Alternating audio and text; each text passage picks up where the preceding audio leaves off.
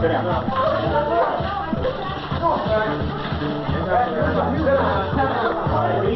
Everybody remain seated where you are. Hey, man, so you put me on? Yeah. Then why isn't alcohol made illegal? Flowers and grass. Like juice freaks get hangers and cirrhosis in the liver. Besides, grass doesn't have it for me like alcohol. Besides, that cigarette's much worse. Right, man. As much as you want. There's nothing wrong with grass. Yeah. 1,000 times you'll never go to harder drugs. Don't take any films of me. You're not going to use them anyway. Well, speak your mind then. Okay, I will. No one has the right to tell me what I can do with my own body, what I can eat, drink, or smoke. This is a free country, and no one has the right to take away my constitutional right.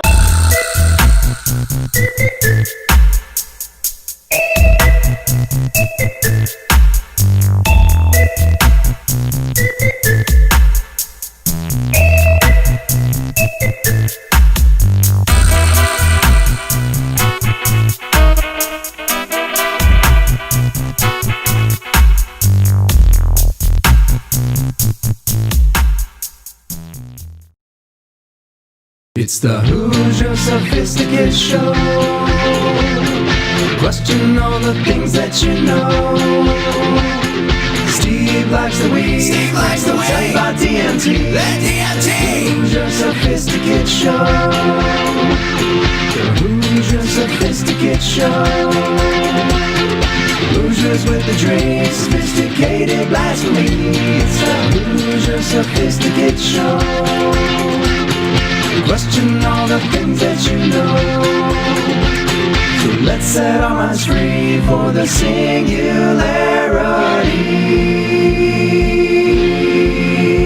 It's the Hoosier Sophisticate Show. The Hoosier Sophisticate Show.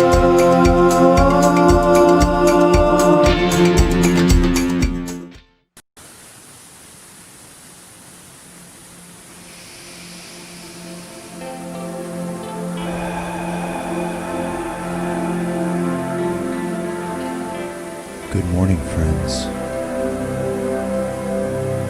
Join us and start your day with a gentle meditation from Hoosier Sophisticate. Let us all remember, we are only as good as our last breath.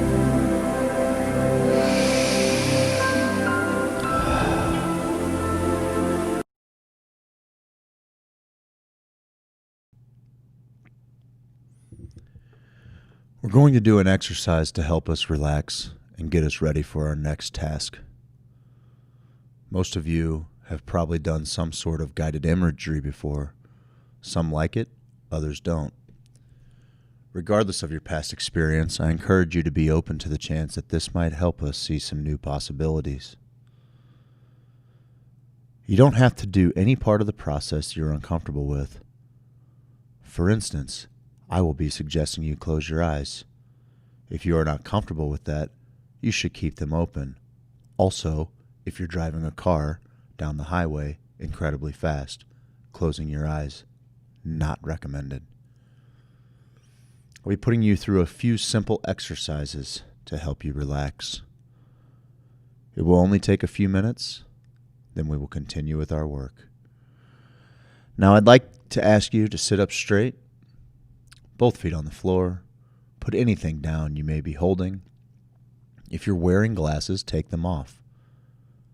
Rest your hands comfortably on your legs. Close your eyes and be still for a moment.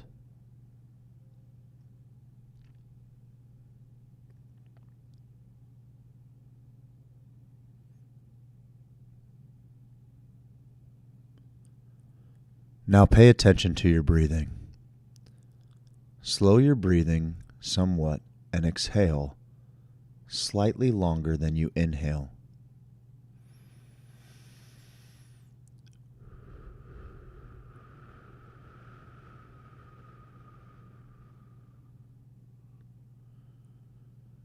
Now we will move through your body, relaxing your various body parts. First your toes. Tense your toes up now.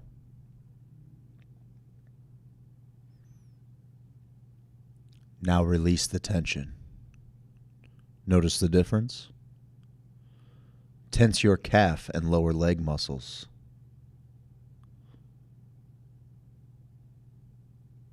Now release the difference. Tense your thighs and upper leg muscles. Now release the tension. Notice the difference. Tense the muscles in your buttocks.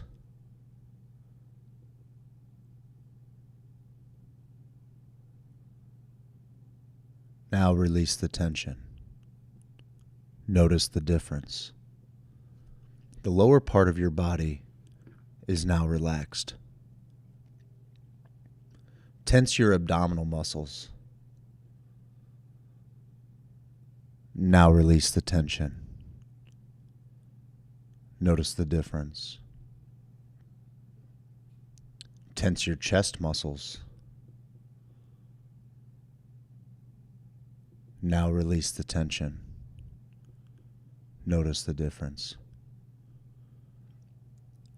Tense your upper back muscles. Now release the tension. Notice the difference. Now your neck muscles. Tense your neck muscles. Now release the tension. Now the muscles in your face. Tense your facial muscles. Let go of the tension. Notice the difference. Now your head. Notice where any tension is located in your head. Pinpoint the location. Feel the tension. Let go of the tension there. Now our entire body is more relaxed. Notice any remaining tensions and let them go. Now I want you to picture a peaceful and restful place that you enjoy. Look around and notice what you see in the environment. When I count to 3, open your eyes feeling relaxed and re-energized, ready to resume our work. 1, 2, 3.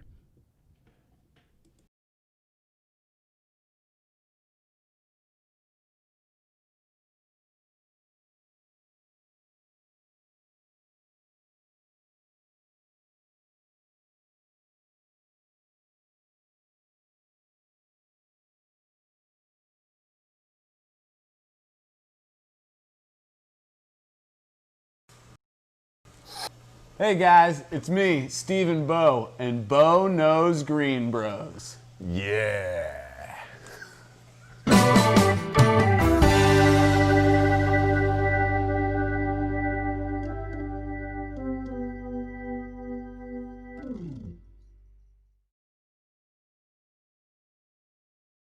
Good morning this morning, Vietnam, internet people, Hoosier Sophisticate land, sophisticated Hoosiers. How are we this morning? Steve-O got screwed this morning. He got screwed this morning. We were on the phone. He was on his way in. He hit a little traffic jam. No big deal. No big deal. Old Craig McGregor's got us under control right now. Guys, it's the end of the world as we know it. It's the end of the world as we know it, and I feel fine. It's election day in America. It's a big one. Woo-wee. I thought I was going to be able to. We're not doing streaming picks of the week. I'm gonna have to have words with Seth about this. I thought I was going to be able to vote this morning. Good morning, Gemini Jen, I believe. Good morning, Zach Smith. Progressive muscle relaxation. Nice one, Craig. Thanks, Tiffany. Tiffany, you make me feel so good about doing that. I always wonder if anybody's even listening to these things. But you always seem to let me know that it's all good, baby. You're into it. I dig it. Thank you for doing the meditation with me in the morning. I feel like it's just a little different take on what you might find anywhere else first thing in the morning when you turn on a show. I don't know. What's weird is not being able to see people, and then potentially, like kind of trying to allow space to let them breathe, and you're not seeing people breathe in front of you. It's kind of difficult. Thanks, Herfy. Appreciate you. So today's election day, which is also known as the end of the world. You feel good about it? Feel good about our chances? Oh, I'm listening. I love doing the morning meditation. It definitely helps my mornings run smoother. Thanks, guys. I really appreciate that. Cool. Well, that was kind of the idea behind all of this is, just come with something a little bit different to wake up to. That's the main thing. So I thought I was going to be cute, and I'm not looking forward to standing in line for hours at all, but gotta do it.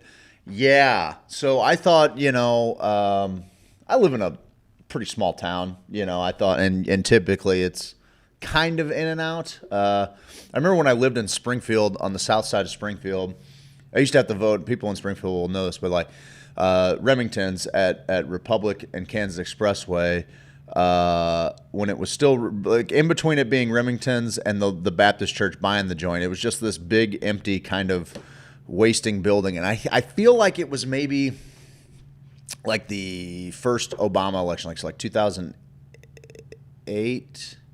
I think it was like 2008. And they were lining people up to get into Remington's, and it was like nothing I'd ever seen before.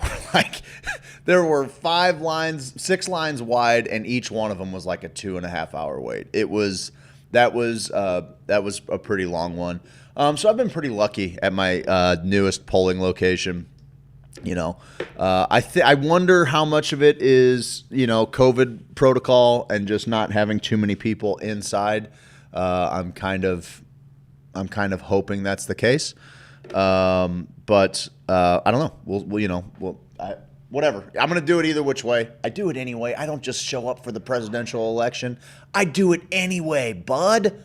I'm going to do it anyway, bud. Oh, clean piss isn't for sale until 10 o'clock, sir. No, it's not for sale until, guys, you know what? Is this where you kiss pee-pees? Oh, man. Is this the pee-pee? They're advertising that again. Did they run the ad in the paper? Yeah, they did. They run the ad in the paper? Pee-pee kissing place? I told them not to run the pee-pee kissing ad. At least not without letting me know. Kiss pee-pees. Are you ready for your morning motivation? Anything. 10 minutes ago. Here we go. The Reef is shut down. I know. The world's going crazy. The whole world's gone. It's the end of the world. It's It's the end of the world. You're Our right. special is the end of the world live. That's what we're doing right now. I'm on to something, bud. You fixing the camera? No. Oh, go ahead. You do what you got to do, brother. I get a little cray. Sometimes. How's that look? Looks great. No. Okay, whatever you choose. I don't care. Yeah, you guys ready for your morning motivation? Are you ready for your morning motivation? You can do anything. There you go. You get your double motivation. How is that? I can't. I don't understand what you're doing. That way? There it is, that way. There you go, bud. There we go. There you go, buddy bear. Whoa. Oh, man. Whoa. Get me pumped, motherfucker. You remember Mama's Family? Yes, I do. Well, you remember how she ran for governor? Look at this. This is a... Vaguely. Or no, she ran for mayor. You remember that episode where she ran for mayor? I think so. Well, just don't ever let anybody tell you, even if you're a feeble-minded old woman, I that, have a lot of things working against her there. that you can't run for mayor of Raytown.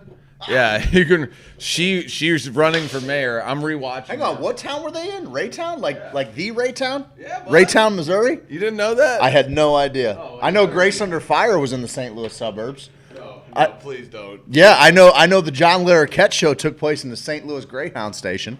Damn right it did. Fuck, John Larroquette was just I love that, swimming in fucking pussy. That's also a motivator. If you don't think you can get poon, Just look at John Larroquette. No doubt. You know who reminds me of John Larroquette a little bit? Austin Peterson. I don't know why. There's just something about his face. He's Larroquette.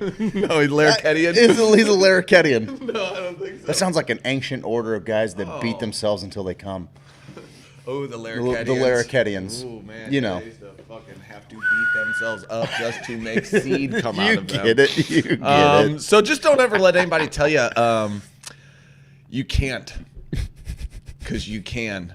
It's crazy, too, because she runs the Trump campaign. Oh, okay. Mayor Tutwiler comes in to Mama's family's house. And this, for people who don't know, people are watching at home right now. I'm sure you're all juiced up right now. You can turn their little camera off, too. Their stupid little camera. Oh, I got you. Yep. Turn their stupid, it's at the top. So what happens is, Mama's Family was my favorite show growing up. I liked it. My favorite show. I know. Remember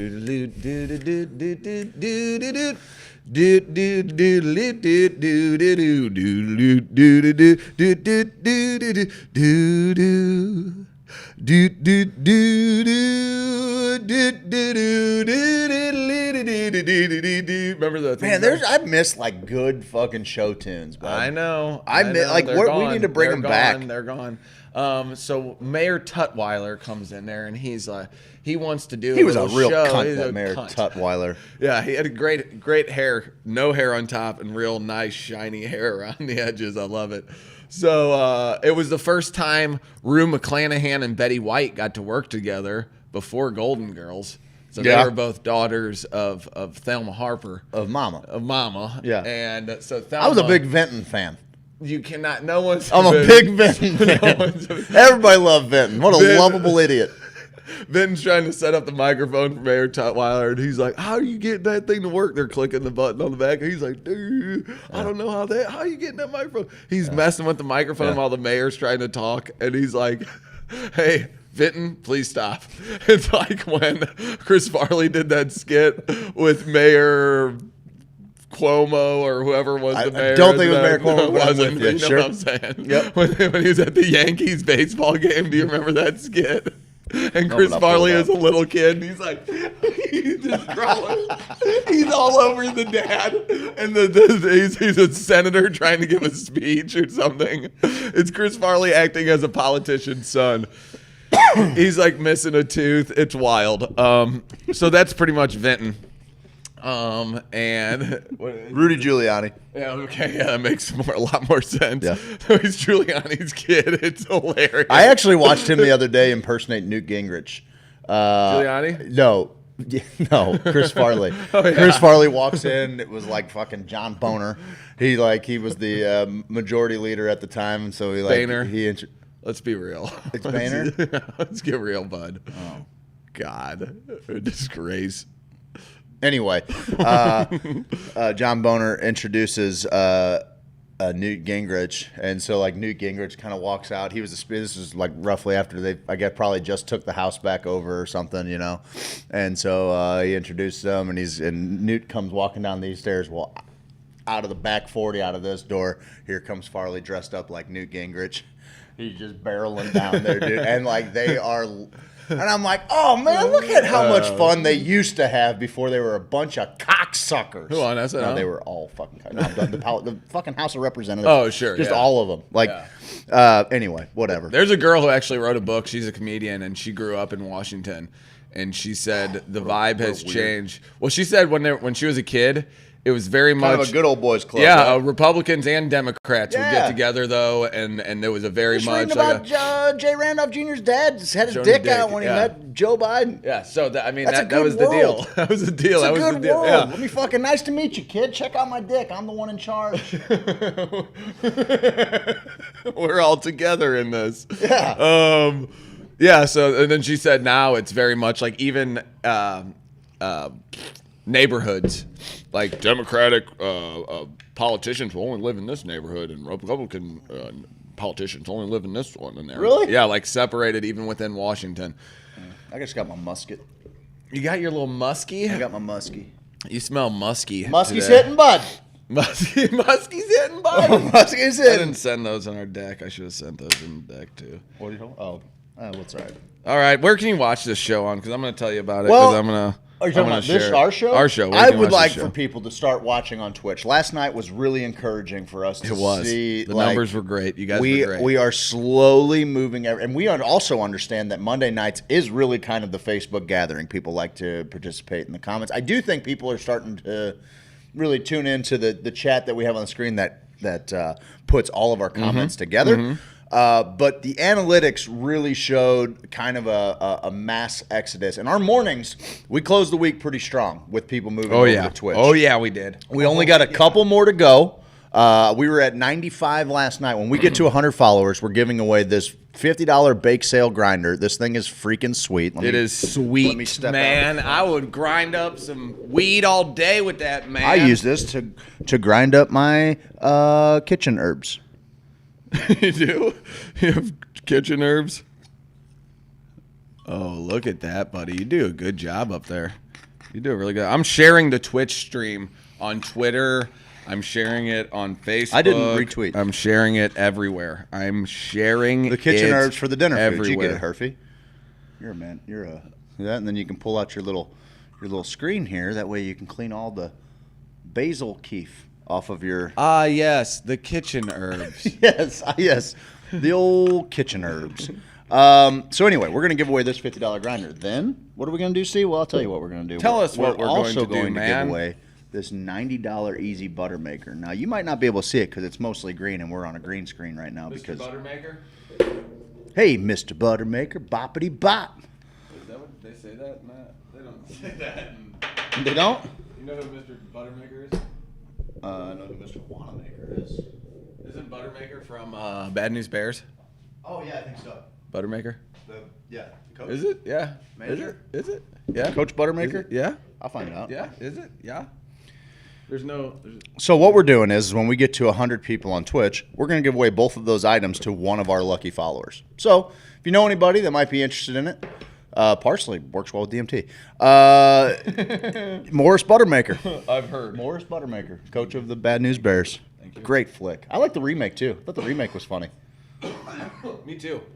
I'm a Billy Bob Thornton guy. I like him. I want everyone to go back, and you can look up Mama's Family when Mama runs for mayor. Okay. And you'll see that the Trump strategery people, people in charge of strategery for the Trump campaign. The chief strategery officers. Yes. They have followed Thelma Harper's game plan to a T. Okay, Papo? Because what she does, Tutwiler comes in there and he starts, hey, I'm going to do things for you. He's running unopposed. I'm running unopposed. I'm the mayor of this town. I thank the Harper family for being here. He says he makes something about pockets. He makes a reference to the pockets or something, and she's like, yeah, well, as long as you keep your hands out of our pockets, and everybody in the crowd's like, yeah, mama. And he's like, that's the deal. Well, I got better transportation for the city of Raytown. And she goes, yeah, I've seen your transportation. He just bought himself a new Cadillac. And everybody's like, oh, mama. Not bad. She's just dropping bombs on him. Bad. Okay. Yep. And then eventually the media picks up on it. And the media is like, this little old lady is speaking for the masses. She's starting a grassroots campaign to say what the people are really thinking, man. She's a old woman, because her sister's like, she doesn't know what she's talking. Hey, Mama, you don't know what you're talking about, Mama. You need to get back inside. And she's like, I know what I'm talking about. Get out of here, Betty White. Betty White kind of plays a little bit of a cunt in this. How dare you, sir? I know. That's I know. a bold claim. Her role in this is not the role from Golden Girls. Let me just say that. She's You're just not going to always like been her. America's little No, sweetheart. you're not going to like her in Mama's Family. That's fair. And Mama's Family had two succinct punch her sections right in of the my. nose. I'm gonna punch Betty you White should. right in the nose. You should. Finally, someone with the balls to do it. They had two grandchildren on there, Bud, and God, I can't remember the granddaughter's name. She was awful though, kind of hot. Ellen? She's always Fran? Sonia? Shut up, Bud. Thelma? No, Ellen. No. Ellen? Yeah. No. This one? Yeah, that's Ellen. Yeah. How about Naomi? Could she get it? Oh, Naomi scared me as a kid, but now Naomi can get it all day, every day. All day, every day. Now, this pervy brain that this is formed into, the tentacles of pornography and pervation up in this brain. Bud, Naomi could get jousted with a wiener. Is that a thing? Is that a thing? Get jousted? Yes, it is a thing. She could get glazed like a donut. I'll tell you that much right now. Well, I don't know. I got the soap gene too. You got the soap taste gene? Mm-hmm. Oh, with cilantro. Yeah. Why are they talking about that on the text line? Because I was talking about grinding up your kitchen herbs. Wow. So you're not heading to the polls today, huh? No. Right on. That's your right. I don't vote. I have voted.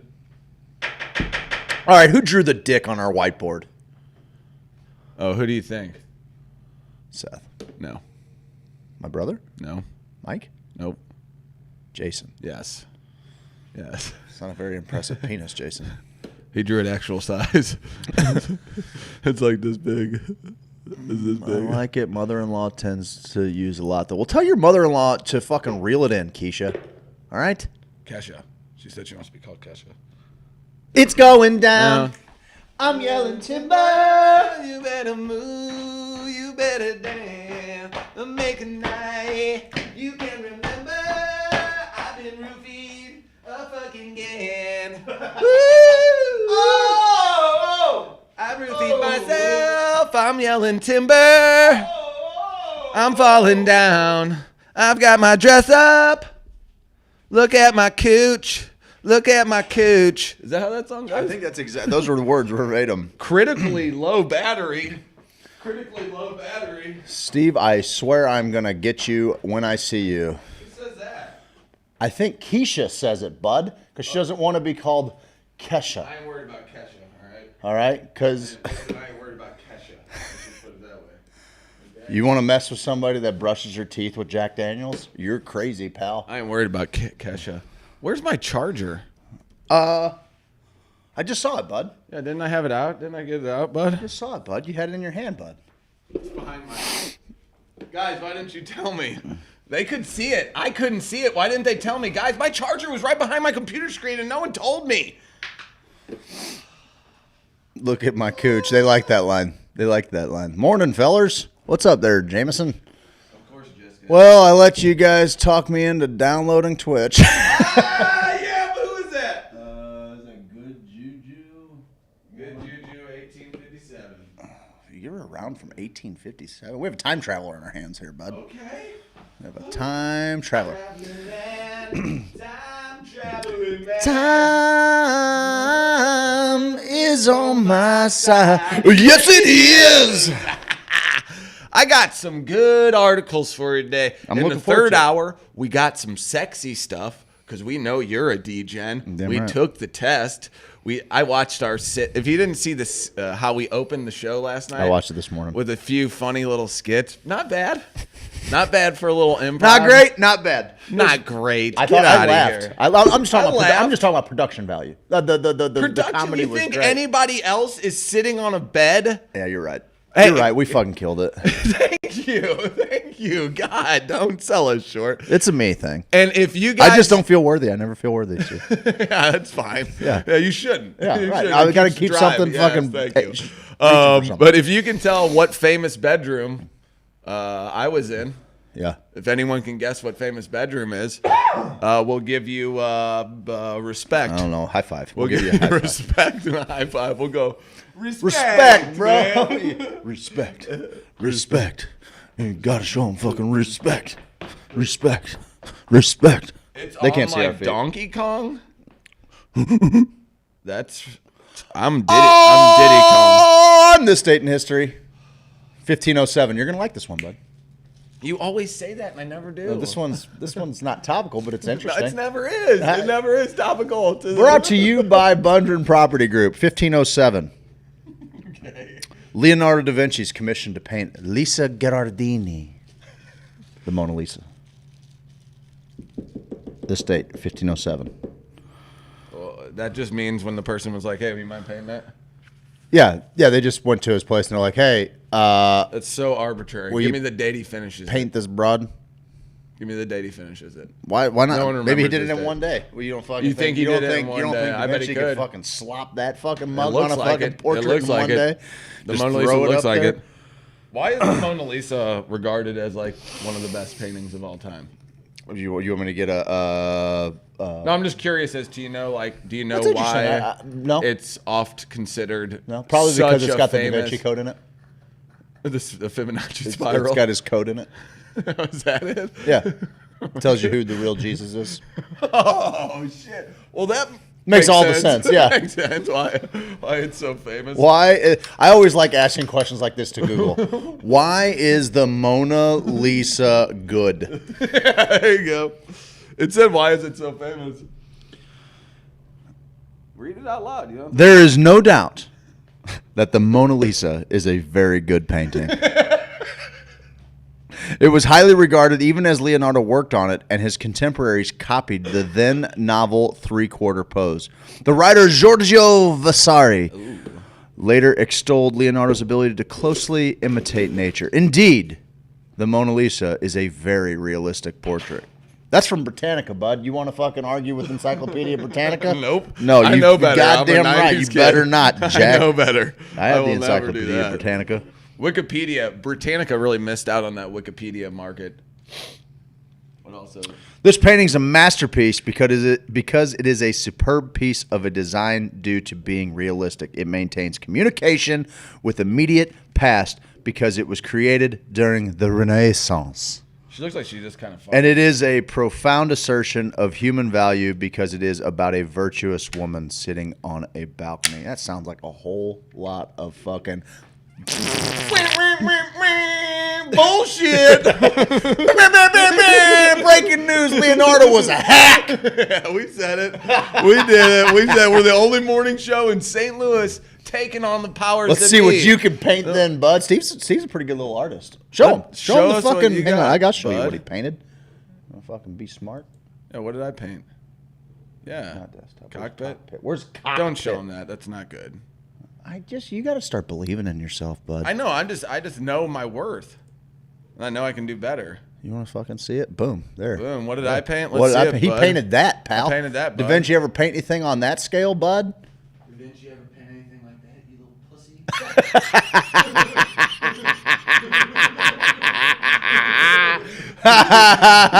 We'll call all the fans' names today. Tell us what you want to be called so we can make sure you don't fucking get it. Virtuous woman, that ain't me. Oh, Show who us said what you got, man. I've been banned for so long. The new members to the group are getting broke in pretty good this week. Well, that's one thing we like to do is break them in. Break them in. You ever heard the term "rode hot and put away wet"? Rode hard and put away wet. Yeah, rode hard and put away wet. Have I ever heard the term? Yeah, I've been to a few biker rallies, bud. I thought I heard you squeak one out there, bud. That's not biker thing? It's a horse thing, isn't it? Yeah, but I mean it's pretty prevalent in biker culture. What do you? Ooh, bud. Yeah, I'm dying on the inside. I'm dying on the inside. That's that gunpowder fucking taste. It's in your mouth. There's no airflow in here, too. We have no air. I don't get it, dude. We have no heat. No air, no heat. Just a hand waving. Morning. I actually put on the show's description that since today I'm dying inside. is the end of the world, it seemed like, and we were both choosing between a bunch of incontinent geriatrics. It seemed like a good idea to just talk about farts. Yeah. You had no idea I put that, and then Really? you came in here and you just blew me out of the room. Well, the gauntlet's been laid down. This pal. is political talk. That's pretty much it. We're farting into microphones. Open the doors. We don't have doors. Yeah, we have doors. They're closed. Those won't help. Yeah, that's not gonna. I mean, It's not gonna help. I got more where that came from too. My stomach is. We got 94-foot ceilings. Whew. Man, I'm sorry. Now we got all these tables. I'm sorry. Fucking, I'm about we to. do have. Go ahead. I got you. I got something for him. I just farted into the microphone, dude. It was loud as hell too. It was loud as hell. Oh shit. You're welcome. Oh, everybody said gross. Everybody's grossed out. Oh, shit. Everybody, our views are dropping like flies. One fart into the microphone. Oh, this microphone stinks now, dude. Oh, my God. You're an idiot. I got to change mom. Oh, Jesus Christ. I got to change the muff on this thing. Big Mo! Big Mo! I did another. That thing's too much. That thing's too much. Sorry, man. I'm nervous. I'm nervous about today. Dude, I'm nervous about the election. Trevor was watching a movie the other day and something scared the fart out of him. Really? Yes, and it was goddamn adorable because this was wondering why he farted in our bed. He's like, "What are you doing coming in here farting in our bed?" We were messing with him, and he's like, "I got scared." He was so fucking mad. He was so mad she called him out on his fart. He got Where's scared. the lighter? You got a lighter, bud? Yeah. What are you looking around for? I got one Just holding in my light the hand. lighter, bud. you're out of sorts now. He's been gassed. How old are you again? Oh, whatever. Shut up. Oh, my God, Steve. That's one of those steamy farts caught right in the muff, bro. I just gagged. It's a human function. Whatever. Burn that muff. Burn that muff. Poop before going to work, Steve. Oh, he doesn't have time for that. No, I have Don't no time. don't I don't encourage have that time. No. behavior. All guys revert to 12-year-olds sometimes. Are you guys just now tuning into the show for the first time The first ever? day. A lot of first day people A here lot of today. first day? Like, these guys tell fart jokes? How grody. These guys are so grody. This guy's fictional mom felt him up last night while he was shirtless. That was so hilarious, you being shirtless. Made that bit. Craig wasn't supposed to be shirtless, but I when couldn't we're find my shirt. when we're running around trying to do these bits, he had misplaced his shirt somewhere. It was black. It blended in with all the other I stuff. couldn't find in my it. coat because we got when we get going with our outfits and when I we're know, changing, when we're doing scene transitions, it's a real deal. It is art at its finest. It's art mixed with mechanics. You know, it's a beautiful thing. We to like watch. dick jokes, not fart jokes. Well, you'll be happy to hear that Steve calls Seth fart dick on our business message. Yep. Our business message. Thanks group. for being on. Thank you, Holly. Someone gets it, okay? Thank you, Holly, for focusing on the good things. I like dick jokes, fart jokes. And dick fart and jokes. dicky farty jokes. You can't draw a line. Where do you draw a That's line? the deal. That's a pretty good painting, dude. You think? Oh, God. It's still lingering, dude. Let's put it in between us. No. I can't have that thing on me, dude. Just you gotta get it. We're burning some incense right now.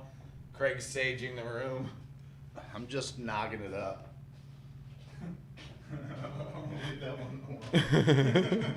Naga chomping. I'm chomping, buddy. I'm chomping the juice. Just noggin. You gelling? Like That's Magellan? exactly where I was at. Gelling? I'm like Magellan. I'm so gelling. On This this date day in in history, history. 1794, Bungeon Property Group. Thomas Paine is released from a Parisian jail with help from the American ambassador James Monroe. He was arrested for having offended the Robespierre faction. Robespierre. You know what Thomas Paine said? I loved Robespierre. He You know was what an Thomas asshole, Paine but- said? He said, "You ever seen fucking one of those, bud?" And Robespierre said, "Oui." Yeah, he started fucking. He started knobbing his fucking finger. You like that? You're gonna like that one, didn't you? I'm just giving you hot political takes all day Why long. am I on Bing?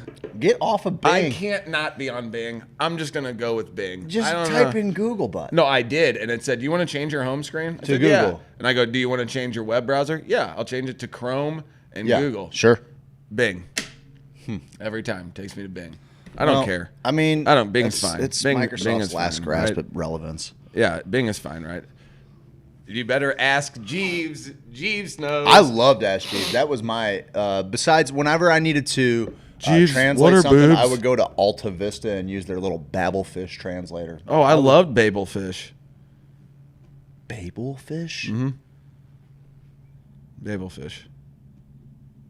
Not Fucking babblefish. Seth, what is he doing? He's just always messing stuff. They try to move everything around. Yeah, these guys, they come in here, they're a fucking train wreck. Bull in a china shop. They changed the whole thing. I got a show to run. Why? We got a show to run here in the morning. Steve. I had to get all the spooky things out of there.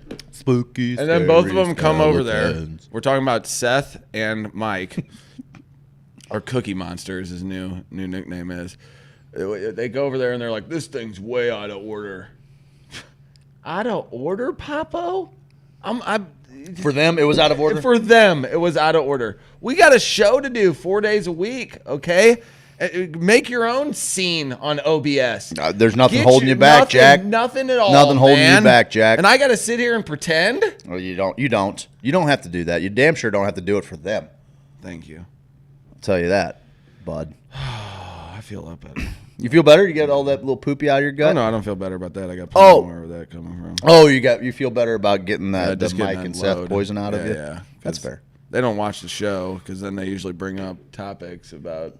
They're like, you should cover Mama's Family in the Mayor episode. That's what it'll be say. next Monday. Yeah, the Mayor. What was the one last night? Storco Calico? Oh yeah, did you see the look on Seth's face when I was like, yeah, we covered that? I told him that already though. Oh, you did? But he likes it when I say it to him. Well, it's because you're mean. He likes. That's how he gets off. What is Atlassian? Atlassian? What's Atlassian? I don't understand when you're the I don't need Atlassian. What are you talking about? I'm trying to sign into my damn Trello and it's saying Atlassian. Are you signed into Atlassian? What's Atlassian? You know? I don't even know. It sounds like a place underneath water. Sounds like the water. What's going on? Steve's having a little trouble with his. Remember when my screen was flickering? I do. That was I fixed that. Hey Steve, I think that this is a great opportunity. Fixed that. We got, of course we tell Good people. morning, John Matthews. Good morning, John, you big liar. Oh yeah, Mr. fucking North Korea. We might as well just call you John Un, huh? Big liar. John Matt Un. He comes on here and he lies. He gets on the text line. He's a liar. And he starts espousing lies. I got it now. I was on Firefox. I needed to go to whatever Microsoft's version of that is. Just what is Edge. it? I think they called it edging. Edging. Good for them, finally. Hold on. Oh, I'm afraid I'm going to poop my pants if I try to push this out. This seems like a really bad... This seems like a really silly gambit for you to run, bud. What, the farting? Yes, you're just you're like a kid with the hand on his forehead, just swinging away. Do you know who I am, bud? I'm gonna kill. Out of courtesy, I don't do this to you. I'm going to do it. Make you hate this world. That you do it. You think you can do that? No, I just don't want to do that. Can you fart on demand? No. I did have a cousin that could. He would run up. He was like the youngest of his siblings. He would run, like we'd be sitting there playing fucking RBI baseball or something on Nintendo, and this kid would just hightail it across the room, run up the side and top of the couch, sit on his brother's head, crack a fart, and be out of there. He was a bandit, farting bandit. Hit it with a deadly precision. Yeah. Deadly precision. I respected those people a lot. I have a lot of respect for the people. I am not going to shit this myself. Day in history. John Jong-un. No, you don't have to do that. I got stuff now for us. Ulysses S. Grant was elected the 18th president of the United States. All right, good. Ulysses. Oliver loves Grant.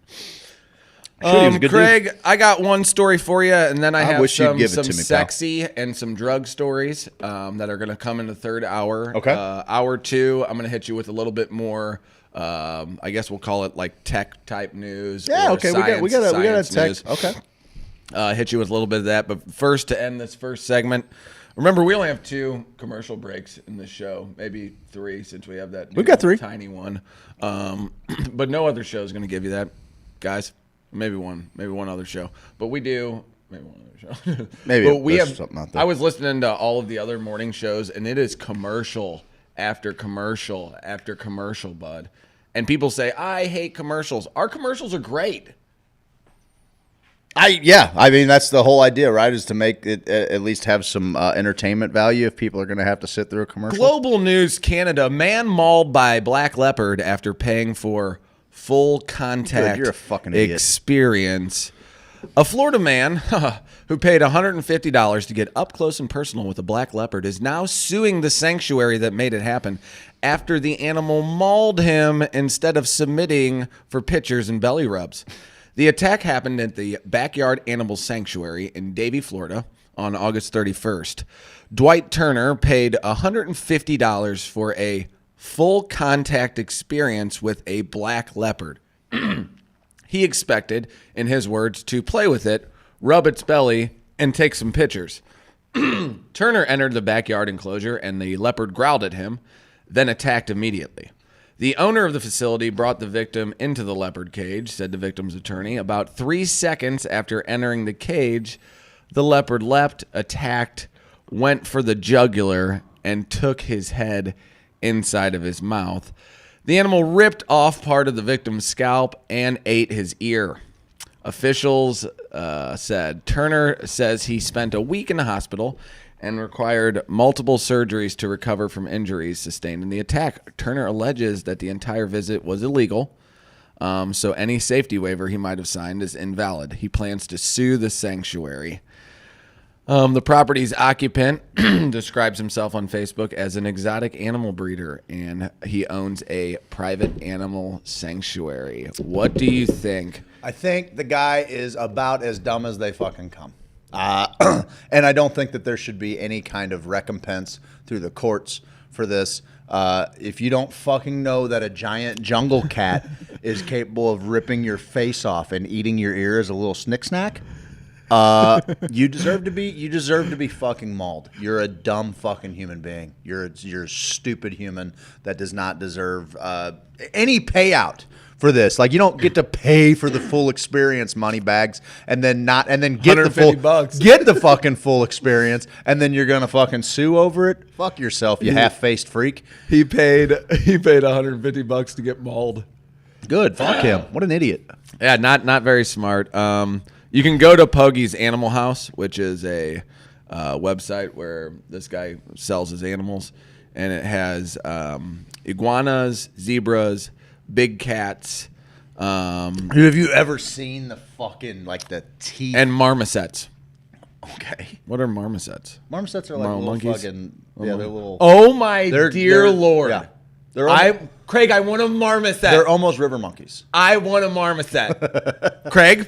This guy is a Give me a moron. marmoset. I was reading another article about it, and it said the owner represented the leopard as being tame. Tame. Well, You can't tame a leopard. I mean, I'm not putting this one on the owner. If you don't know what a Listen. leopard is capable of, whether in captivity or not, What if you could go in there with like some sort of suit, like fucking and bite fight suit, it, like Yeah, a bite suit. and fight the leopard? Would you do that for $150? Like, you're not really. I don't want to fight a No, leopard, I'm not but saying, but I like, mean, wrestle it. do you feel? Would I feel good about it? Like, the leopard can. Man, big cats are fucking. They're strong, bud. Yeah, I know, Papo. I like my chances with a leopard. I don't like my chances when you start getting a little bit bigger. Like a tiger would no. Oh, a tiger, obviously. Tigers and lions Yeah. are out of the equation. Yeah, and tigers are Leopards even bigger are than lions. Third biggest? Yeah, Yeah, I mean, leopards and jaguars they're kind of, different parts of the world, but pretty much the same cat, right? Yeah, and actually a black. And they're way more aggressive, by the a way. black panther is a Jaguars have the melanistic. the biggest. Well, that's when they're all black. Yeah, that's what I'm awesome. saying, That's black that's leopard, awesome. black panther. It's awesome. That's just what they are, melanistic. If you haven't seen a They're melanistic fox, the most, you're a fool. I believe the most aggressive. They have the biggest bite force. So, like, I don't know.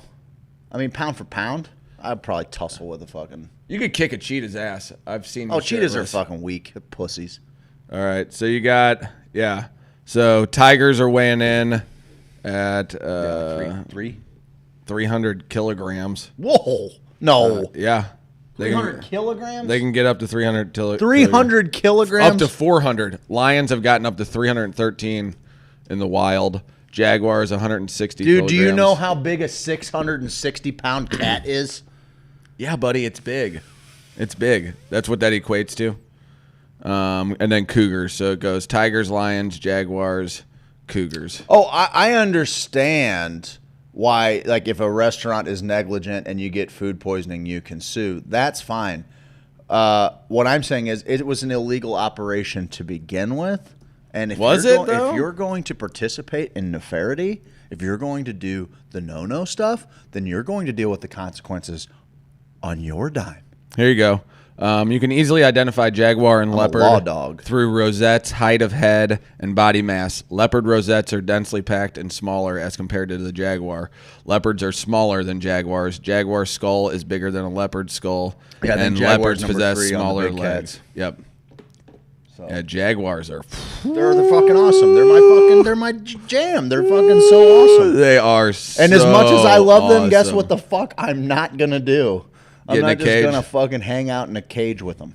I'm not going to do it. I would really love, like, that's a pretty cool thing to be that close to that powerful of an animal and survive. Like, if it did have a kind heart, like you find one of those that thing looks like a black lion, doesn't it? A little bit. Isn't that weird? A little bit. That's kind of weird. Panthers are cool. Body structure, fur pattern, body size, behavior, habitat range. I was listening. Shane Moss had this gal on there who's one of her jobs is inseminating big cats. Okay. Yeah, it's pretty interesting. I'll have to dig up the episode, share it with our fans. You guys on our Discord server yet? Are you? Get on our Discord server. Let's go. That's where we do it, bud. We're gonna get that thing popping. I'm gonna get popping. I've put like 1 or 2 messages on there today. We're gonna pop the bottles like the ice, like a blizzard. All right, get it, boy. Thank you.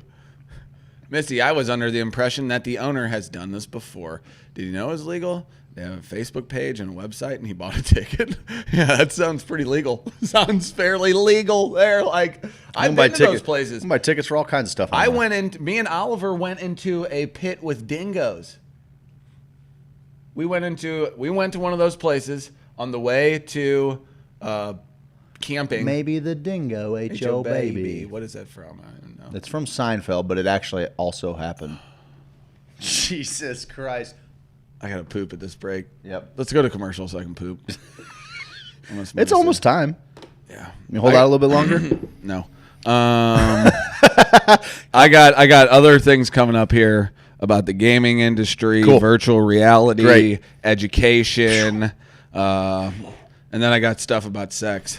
That's what I'm telling you, bud. It's leaking. It's leaking. Guys, we got to go. Run. Guys, we have to go to break. We have to go to break. It's greasy as fucking here. I got to go. Thick with grease.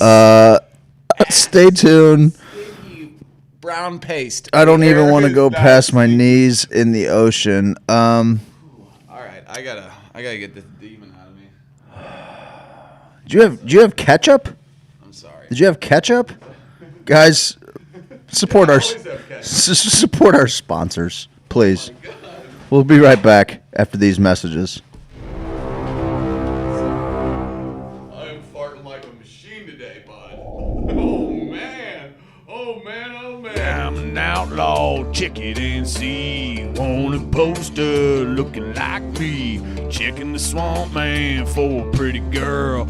Being an outlaw in an outlaw world. Hey, I'm an outlaw, check it and see. Wanted poster looking like me. Walking my hound dog, surfing that swamp. Catching crow that do the sweetly stomp. Everybody do the sweetly stomp. It's a stomp, it's a wiggle, turn around, a little tickle.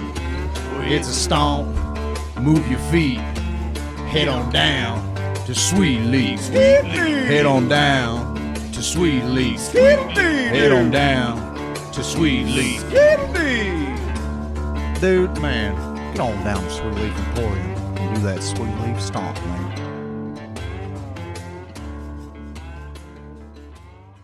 Do you take our insurance and are you cannabis friendly? Yeah. And they all said no. And then at that last phone call, that 8th phone call, I was like, do you know anybody that is? I'm desperate. I've called 7 other people. You're my 8th phone call. Yeah. At this point, I'm crying my eyes out. And this lady just felt bad for me and said, hold on, let me call you back in a few minutes.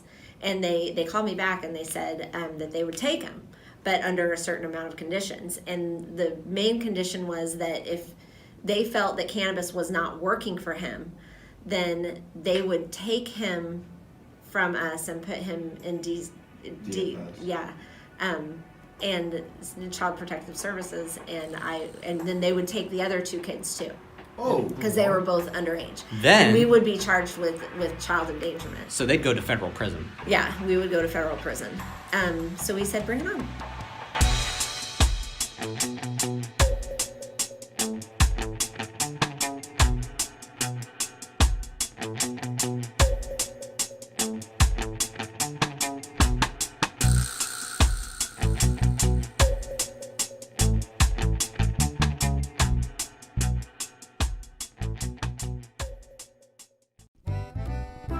Hey guys, it's me, Kippy the Crazy Koala Bear, and I'm here to tell you about James Carlton Insurance. Kids, quiet down. It's the best. Kids, quiet down and listen to Kippy. Grown-ups need insurance, and Uncle James can help. Right on. Grown-ups need insurance. He's got the best reviews on Yelp. Grown-ups need insurance if they want to protect their house. Yes, sir.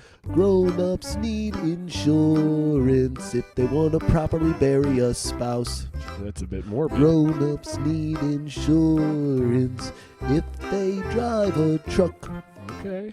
Grown-ups need insurance just so they don't get... Whoa, Kippy, you can't... Well, I was just going to say cannot. get in trouble. Okay, well, it you sounded don't like want you were to going get to in trouble. say something else. James Carlton, State Farm Insurance. You can find them online at carltoninsurance.net, or you can call them at 314-961-4800.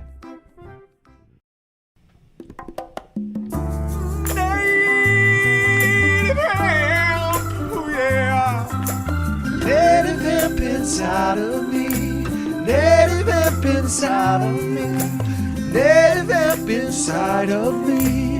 Native hemp inside of me. I got 1,800 milligrams going real good down my throat. When I wake up in the morning and I need a pick-me-up, well, I grab my bottle of native hemp and I splash it on my tongue. Lap, lap, lap. Native hemp inside of me.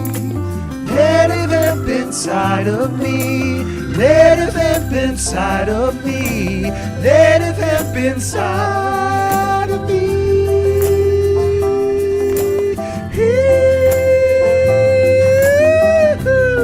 Native hemp extract, available at HoosierSophisticate.com. Enter code HOSO, H-O-S-O, at checkout for an additional 30% off.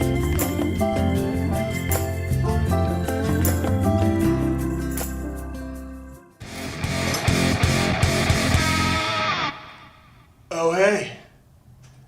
It's Adam McChesney with Ms. Marketing.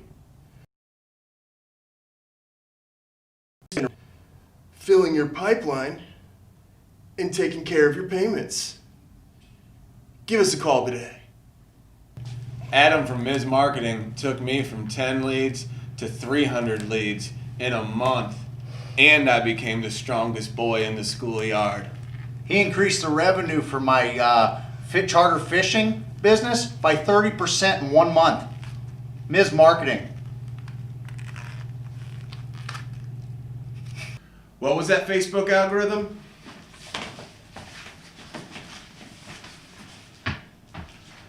What was that Instagram?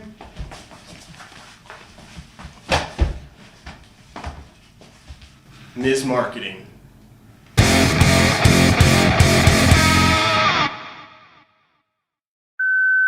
I know it's late, baby, but you got me thinking about my dream home. Yeah, girl. You know, Bungeon Property Group doesn't just sell houses, they sell dreams. You know when the best time to talk about dreams is? In the middle of the night. That's why Bungeon Property Group is famously open 24 hours a day, so you can whisper sweet nothings in the middle of the night. Oh yeah. Tell me all your dreams of white picket fences, in-ground pools,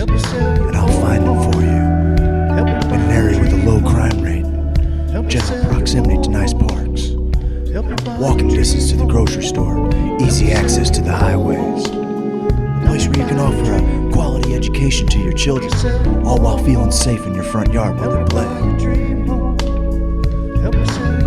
Let me talk that dream house talk to you. Let me be your dream realtor.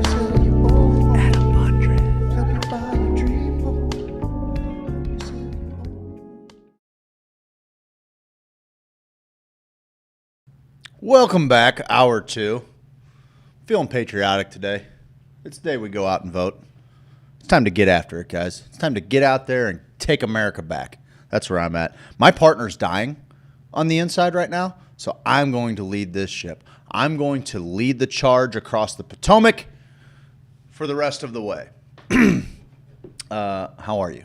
I'm glad you can join us this morning. Thank you for joining us this morning. I love how many people are hanging out on Twitch in the mornings. Last night we talked about. Oh, hang on a second. We got a call coming into the show. You are live with just with Craig right now, but you are live on the Hoosier Sophisticate morning show. Go ahead, caller. Oh man, sorry, bitch. I was just calling from the bathroom. I'm gonna be here for a minute. Oh man, I'm farting and pooping. Thank you, Steve, for the check-in. I'm farting and pooping in here, man. Thanks for the check-in.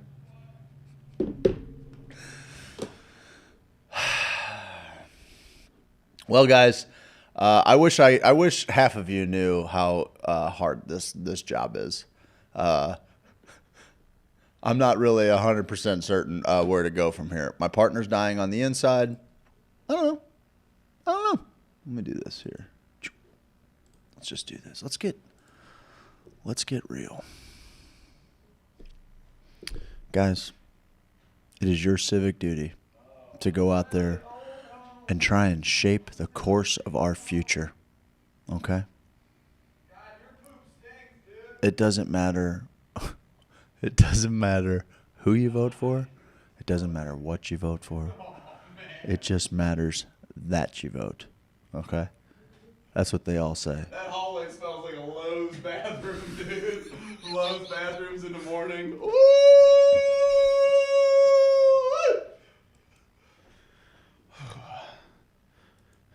How you feel? You better? No.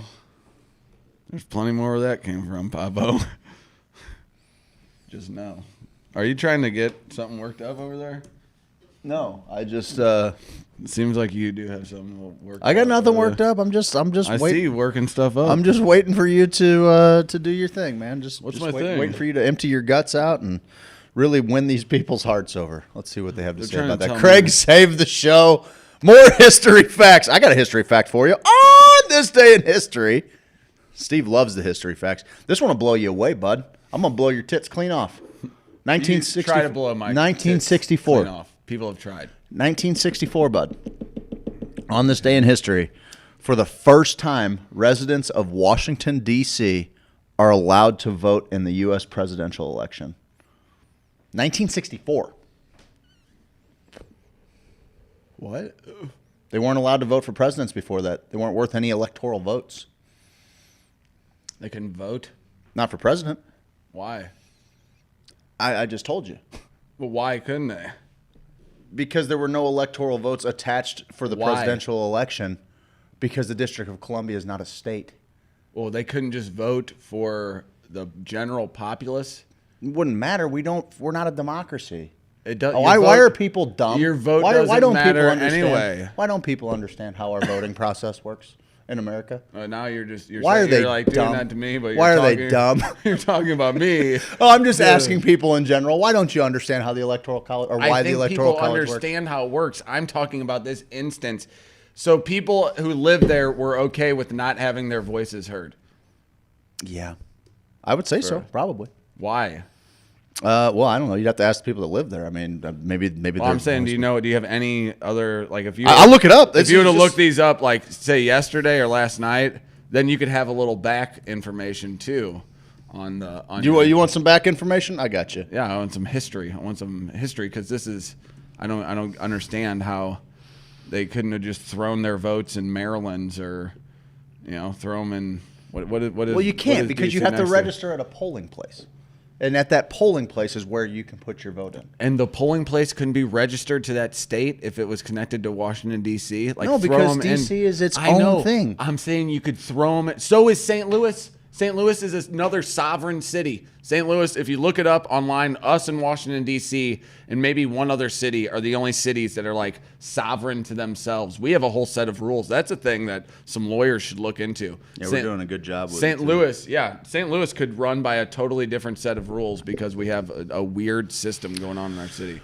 On November 3rd, 1964, residents of the District of Columbia cast their ballots in a presidential election for the first time. The passage of the 23rd Amendment in 1961 gave citizens of the nation's capital the right to vote for a commander-in-chief and vice president. They went on to help Democrat Lyndon Johnson defeat Republican Barry Goldwater in 64, the next presidential election.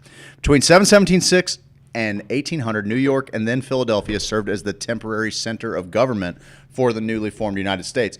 The capital's location was a source of much controversy and debate, especially for Southern politicians who didn't want it to located too far north. Okay? In 1790, Congress passed a law allowing President George Washington to choose the permanent site. As a compromise, he selected a tract of undeveloped swampland on the Potomac River between Maryland and Virginia and began to refer to it as Federal City. The commissioners overseeing the development of the new city picked its permanent name, Washington, to honor the president. Congress met for the first time in D.C. in 1800.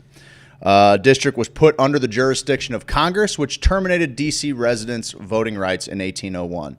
In 1961, the 23rd Amendment restored these rights, allowing D.C. voters to choose electors for the Electoral College based on population, with the maximum of as many electors as the least populated state. With the current population of 550,000 residents, 61 square miles, D.C. has 3 electoral votes, just like Wyoming, America's smallest state population-wise. The majority of D.C.'s residents are African Americans, and they have voted overwhelmingly for Democratic candidates in past presidential elections. In 1970, Congress gave Washington, D.C. one non-voting delegate to the House of Representatives, and with the passage of the 1973 Home Rule Act, Washingtonians got their first elected mayor and city council. They didn't have a mayor until 73. It's the seat of federal government. It wasn't supposed to have any kind of local sway. It's supposed to be the place where everybody's, first off, the federal government isn't even supposed to be fucking a full-time job. People were supposed to go and fucking work and have lives, and then they would come. You had to come. Yeah. They forced people to come and take votes. And you're supposed to govern. go back to your people. Go back to doing some. Go run your business or whatever. Yeah. Job doesn't pay shit. Go back and run your fucking business. Come back here 3 times a year and put a vote in. That's kind of interesting that if it would have stayed like federal city and it didn't turn into a real actual city, because I've never been to Washington, D.C. Is it very suburban, or is there a lot of living going on there? Or is it more? Well, I think in D.C. it's a pretty hardened city, right? And then you have, I'm sure, just like, I would say the parallels between, just like you were saying, between D.C. and St. Louis are probably pretty strong. Like, you probably have Blight right here, and then across the street, you're on fucking Lindell, and you got, a 10,000 square foot mansion or something. But a lot of the suburbs, the suburbs are in all of the surrounding states, right? Like, D.C. doesn't have suburbs. D.C. is just the District of Columbia. Like, all of the suburbs belong to Virginia. Gotcha. Or, you know what I mean? That's what I was wondering. Totally. Yeah, like how many people are actually living in D.C.? Because not many people. 500,000, they say. 550,000. Are living in how many do they say are living in St. Louis City? I think 350. 350, which is fucking. I mean, you think about where we were at 100 years ago. Oh God, we were supposed probably to be 3 times that. like we had 1 million people, 1.5 million in the city of St. Louis. Like, there's shit. That shit is so sad, dude. I know. I always think we were going to be bigger than fucking Chicago. Like, we were well on our way to become. I think we were for a long. I mean, now you have to go back into the 1800s, but I mean, we were the one of I think the 3rd largest city in the Union, I think, at one point. Yeah, I'll try to find out. It's not sovereign city, but it's something interesting. I know what you're talking about. Like, as far as it's like an independent. We're city. not within a county. Is the thing is that the city runs it's itself. Unincorporated. That's why we're trying to why they're trying to work out a merger, and I just don't ever see that happening. I mean, it's so funny. Like, there's people that are like, well, it's got to happen. It's got to happen or it's never going to work out. But, like, I don't see it happening. For those of you that don't live in St. Louis, our city and our county are not one and the same. Yeah. And they are run by and our county is made up of 93 different municipalities. Nobody's pulling in the same direction, you know. I mean, I feel like if we merged, our crime rates, all of that stuff would be way better than in what it shows. But as it sits right now, we're the fucking elephant graveyard. Our city is. In the United States, an independent city is one that is not in the territory of any county or counties, with certain exceptions. So yeah, you're right. They have similar governmental powers as consolidated city-county places. However, in the case of a consolidated city-county, the county were merged into a unified jurisdiction in which the county normally exists to its day-to-day. Of the 41 independent U.S. cities, 38 are in Virginia. Of the 41 independent U.S. cities, 38 are in Virginia, whose state constitution makes them a special case. The 3 independent cities outside Virginia are Baltimore, Maryland, St. Louis, Missouri, and Carson City, Nevada.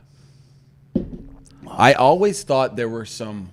Why are some lawyers could figure out some weird language, considering that we're only 3, like... I always thought St. Louis could be a test city for, mushrooms and weed. Now we're kind of there. DC just decriminalized. Yeah, well, actually, they're voting in today. A lot of places. Fucking go DC. They're voting today to decriminalize psychedelics. Okay. Yeah, fuck Hell yeah. Let's go, dude. DC. Let's go. Okay, Get it done. Okay, Let's go, friend. Let's go to DC, man. Get out of here. I'm gonna go cast my vote, guys.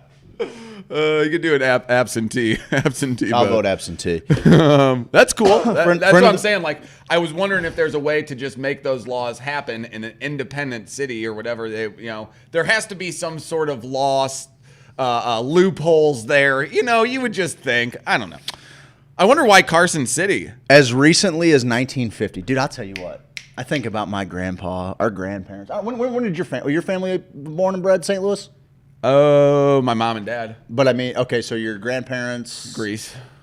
When did they come over roughly? When they were kids. Okay, so they were here 30s, But my 40s. grandpa was back and forth from Greece. Okay, so I just think about like when's the last time a Kohler stepped foot in Portugal?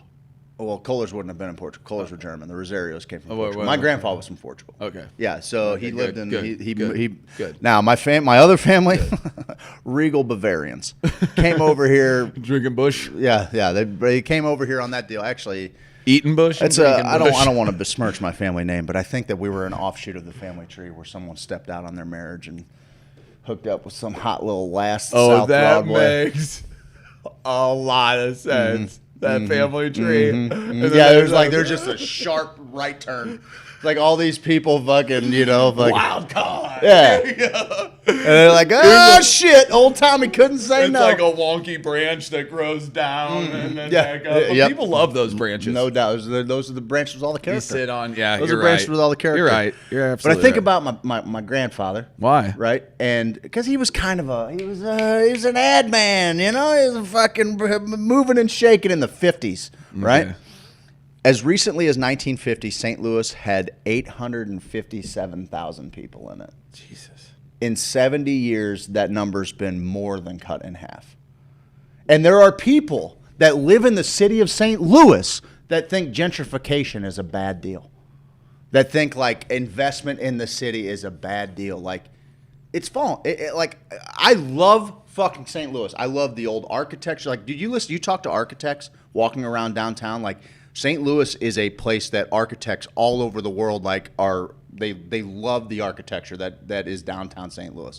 I had no idea. I got an uncle that's a fucking architect. Apparently, it's a mecca for these dudes like just talking about all of the different styles that happen throughout. Oh, downtown. I could see that because we're like the mix of the West and the East kind of deal. And like it's this place that architects like Yeah, just go and fucking crazy for. It was known as a place where people could do like experimental shit for a minute too. Eero Saarinen, like that was the whole idea behind the arch, was this whole big thing. You were going to do this contest. That was cool. And architects all over the world already were vying for business in downtown St. Louis because it was this bustling metropolis that was open to just a different skyline.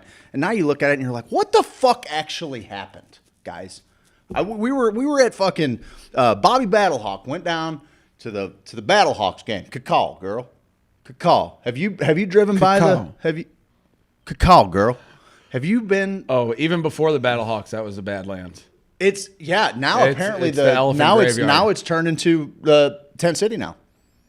Oh yeah, I did hear that. Like I've driven past it the last few times going to Alton or whatever, and I'm like, when did that? I was just here. Oh well, when the did north that side happen? of the stadium has always been. Dude, it's like, crazy. Like I've had cops when you park your car, they're like, you know where you're parking, right? Yep. Like go park by Soulard. Yeah, don't make my job harder. But Soulard bud. is 12 block or 8 blocks south. They're like, no, don't park your car. I'm like, well, that's kind of fun. No, that's the plight of modern cities is. I mean, it's a fucking whole deal, bud. Which we come from the daughter of a sex worker. Thank you, Cass. Corroborate my point. Good. It's an honest profession, man. It's honest work. My mom's dad was the son of a 14-year-old whore who they think got knocked up by a Native American, and that's where her dad came from. That was the story. Fucking musket. I know, right? I know. One of the Cheyenne it's in my family blood for real. Like Montana area and shit. I was like, that's a cool story. How about DC having as many it's a cool story. electoral? Horrible in the time. Horrible, obviously. Sure. Like my grandpa had like a dirt floor shack, but I think that'd be kind of fun. Your house is dirt. I'm floor. pretty sure there was Your house is dirt floor, man. There You can do was whatever you one want. side of. You can fucking piss. I on feel it. like okay. So my grandpa came from a pretty affluent family on the north side of St. Louis. My great grandfather was a doctor, and then I'm pretty sure my grandma came from the exact opposite, south side of St. Louis, close to the Merrimack River. Yeah. Mud shanty. Yeah. Made a really pretty daughter. That's awesome. Really pretty daughter meets probably tough for them at the time, but looking back on it, pretty romantic story. Right. I'm sure. Like he was like, I'm bucking the trends. Yeah. I'm gonna marry this gal, who's just and provide a great life for her. I just think about moving and shaking 900,000 fucking people. No, really, he had a bad night, shacked up with this. That's what it was. This crazy broad. I knocked up this loon. And she's like, I'm pregnant. Take care of I'm showing up in front of all your friends. Your horse is a pussy. You got a little dick. You better get here and fucking talk about this baby. I could see my grandma swinging from the fucking heels like that. She was a model back in the day. My grandmother was. So good on Jean. Good on Jean. She was a Grandma model? Kohler was from East Memphis. Super poor, super gorgeous. There you go. Oh. Well, I don't know if you can be poor and gorgeous. I don't think that's a She had it going for her. It was like the classic. The classic. All you pores are just hideous. Gross. Can't even look at you. It's like the day after. My face is gonna melt. I love my grandma. Oh, here's Mr. One Up. I have a story that's better. Mom was rich entrepreneur, and dad's side was river rat. Farmers with 10 kids in a single room, dirt room, home by the river. What's up with this? Is that Greek enough for you, Chris? You know who that is? That's our sponsor, Dennison. That's our guy. From Native Hemp Extract. And if you enter code HOSO. That's my new shirt. Is that Greek enough for you, pricks? I'll make you one. No, you won't. Oh, I never do. No, you won't. I never do. No, you made me the red, white, and blue hat. I did that in that shirt. You didn't make this. 100,000,000%. You didn't you give this to me? Yeah, where do you think it came from? You think I just fucking bought that? No, I thought you found it in Goodwill. No. That's a treetop special right there, bud. Did you make it on purpose? Yeah, it's just a vinyl fucking thing. Somebody ordered it, never picked it up, so I gave it to you. It was Okay, in I was it was in gonna a say, trash yeah, I pile. didn't It was in a think- trash yeah, pile. I I'm like, didn't- I'm giving this to Steve. That's what I thought. I thought it was in a Goodwill bin.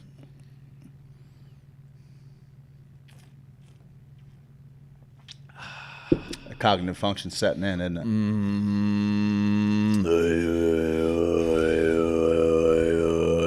Okay, here's my idea though for cities. Tell me your idea, bud. Cities are done. Cities are done for. Cities are done. Want to for. agree with you? Yeah. I just don't see it. I don't know if we have the stats, but I'll look it up right now. If people, or maybe you can look it up while I kind of break this down. Are people leaving? No, you're not Mr. One Up, Dennison. I was kidding. Are people? If you ever I'm the one fucking up, yeah. stop commenting on our morning feed, Dennison, I'll resend your. I will give back your membership. That is hilarious. Am I Mr. One Up guy? Listen, Dennison. There's a difference between having good stories and like one-upping people. He's got great stories. He's got great All of stories. his stories I want to are hear great. all the stories. Yes, I do You're too. never We don't one-upping. hang out at and the- he doesn't even tell the stories often. But maybe if that comment had a little too close to home, you know what I mean? Like, I don't know. Something maybe to think about. No, Dennison, we love you. For real. I'd listen to all of your stories. I haven't heard enough of your stories. Okay, so maybe who's the asshole now, buddy? Yeah, maybe you should tell us more stories. Tell us, yeah. Just wait till someone comments, and then you can tell a better story. Robot's allowed to vote. Yeah, just Alan, up have on you my ever- morning 5 minutes ago. Alan, have you ever voted, Alan? Good morning, boys. Have you voted yet? No. Okay. I did. I voted for Spunky McJisack. He vote for Spunky McJisack? Spunky McJisack. I'm not sure he's pronouncing that right. He's got a little. I could see that guy getting a few votes though. Spunky McJisack? Yeah, man. I think so. Here, I'm gonna look it up. I did. I voted for Spunky McJisack. Oh, Spunky McJisack. There you go.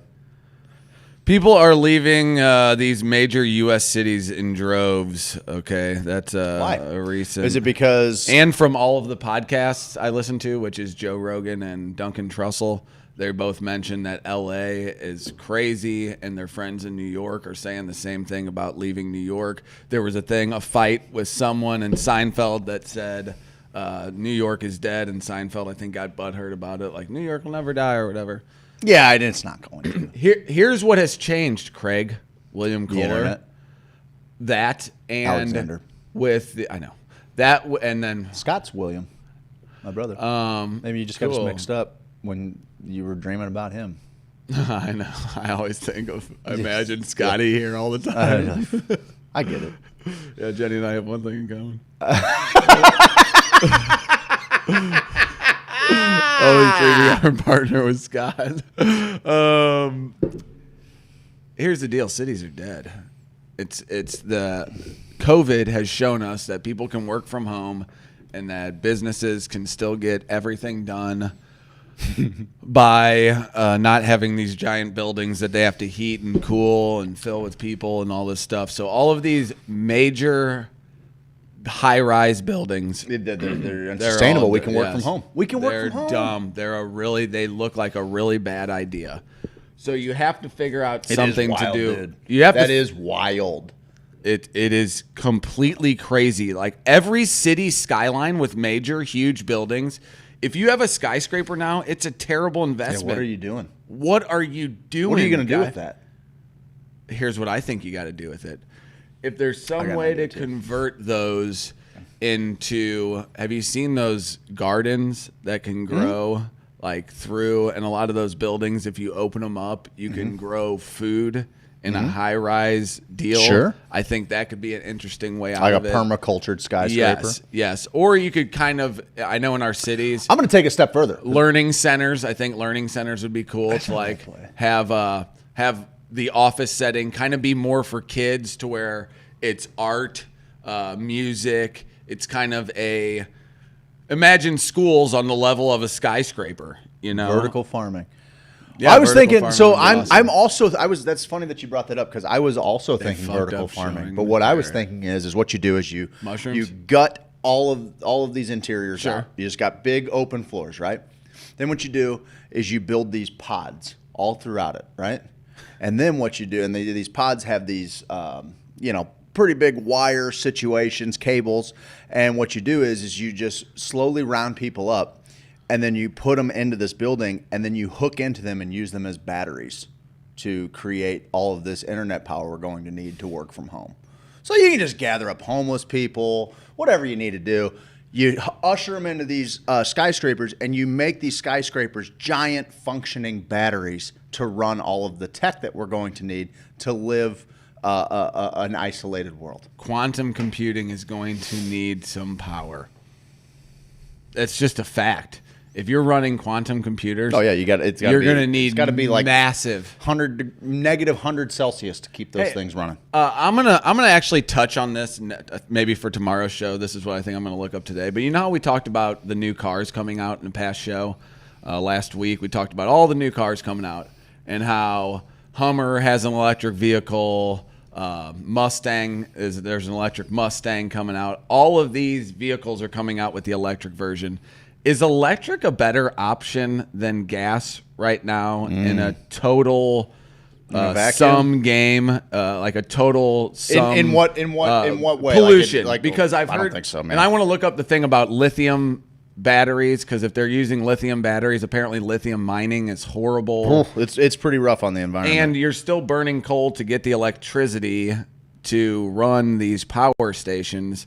I mean, do you think solar and wind, just to touch on that for a second, do you think that those are sustainable? Like, because I would have to think water, solar, and wind, if we can kind of perfect those or keep perfecting them, that those are the way. You're always going to have sun, you're always going to have wind, and you're always going to have like tidal power. I always think, why aren't more places using tidal power? I guess maybe it messes with the ecosystem a little, but make them like our coral reefs are dying. Make it. I think there's some signs that they're coming back. In places, oh God, that would be so. Because that documentary was one of the most frightening documentaries. I have to consistently remind myself that documentarians are really good at painting whatever picture it is that they're trying to paint. Because you're right. Even more now than ever. Oh, fuck. I mean, you have to be entertaining. That was. You're right. That was bleak. Checking that out. Alan, what would you do with the skyscrapers? Ooh, I said it. You could always make the skyscrapers sperm banks. Ooh, I said it. The Jazzmeister. I mean, it's one thing you could do. You could make them sperm banks if you wanted to. Yeah, you definitely could fill them up with jizz. Get a lot of jizz in those things, man. That's our battery. Scientists say there are signs that Australia's Great Barrier Reef may be coming back to life. It's gone through 2 successive bleaching events, one in 2016, once earlier this year.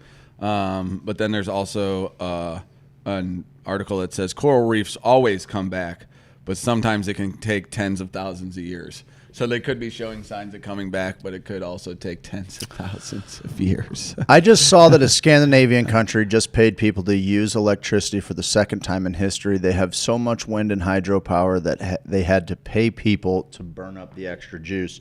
Wow. That's one of our biggest issues right now is it's not necessarily creating energy, it's storing it. Right? Like we can create abundant wind and solar power and things like that, but it needs to be available 24/7. So you have to have these capacitors that store this harnessed energy. That's one of the big hurdles that they're constantly working on. I mean, isn't that one of those problems that if you get some of you make it something so important that you get the best minds going on it.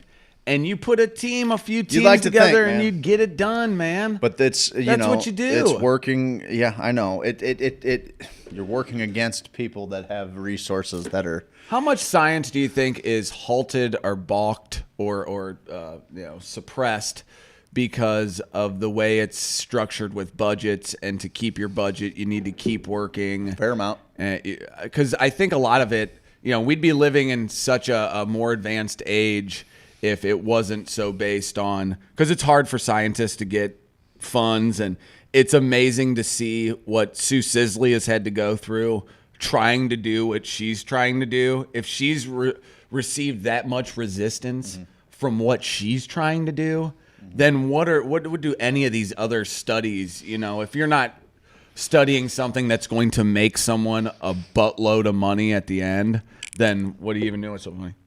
I'm laughing at the conversation you were having on Twitch while you were on the shit. Oh, you didn't see that? I didn't. I saw nothing of that. So I guess maybe because the chat line was buried during the commercials. Part of a larger story about people harnessing the energy of the Earth's core. Fiction, but that's pretty freaking cool. Oh, is this about the people Heather being batteries? Hausman! Molten sodium batteries, bro. Molten sodium batteries? I'd see it. Dennis and I would love to learn more about that. What are molten sodium batteries? This day in history. Molten U.S. salt President Richard Nixon, speaking on TV and radio, asks the silent majority of the American people to support his policies and the continuing war effort in Vietnam. Boy, I can't see how you lost to fucking Carter like that, bud. What I missed it, I'm sorry. Was it Ford? It was Ford. Oh, that's interesting. Ford. No, he stepped down. Ford took over. Ford. He didn't lose. How did people vote for Vietnam? Ford Motor Company pioneered the molten salt battery. How about that? How about that happening? What's going on? We're not listening to anything. Ford Motor Company pioneered the molten salt battery in the 1960s.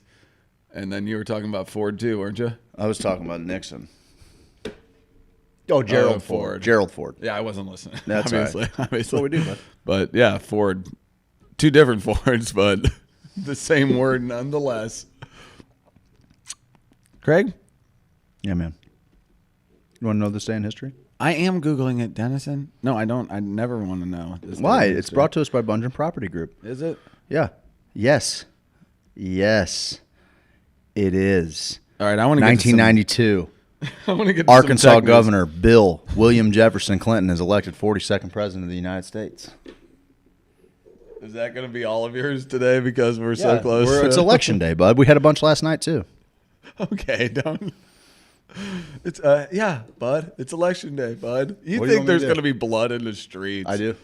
Still asleep? Okay. I definitely think there's going to be blood in the streets. We'll talk. Who is that, Mizzou? Mizuki Time? Ms. Kitty Me. Oh, Miss Mizuku Kime. I thought people had. I thought we had a little culture. I thought we had our Japanese following. Miss Mizuka Kitime. Mizuko ketamine. Yeah, that's what it was. I had K on the brain. Oh shit! Little kitten. I had a little kitten on the brain. Little crazy little kitten. Meow, meow. Got a Miss little kitty on the brain. Meow, meow. Kitty me. Got a little kitty, I know who kitty that on is. the brain. That's Grace. Oh no, it's not. 100%. Yes, it is. Yes, it is. It is, bud. Activision Blizzard made $1.2 billion from microtransactions in just 3 months. Fuck. Are you serious? Can you throw me up the tech news background? Yeah, I sure can.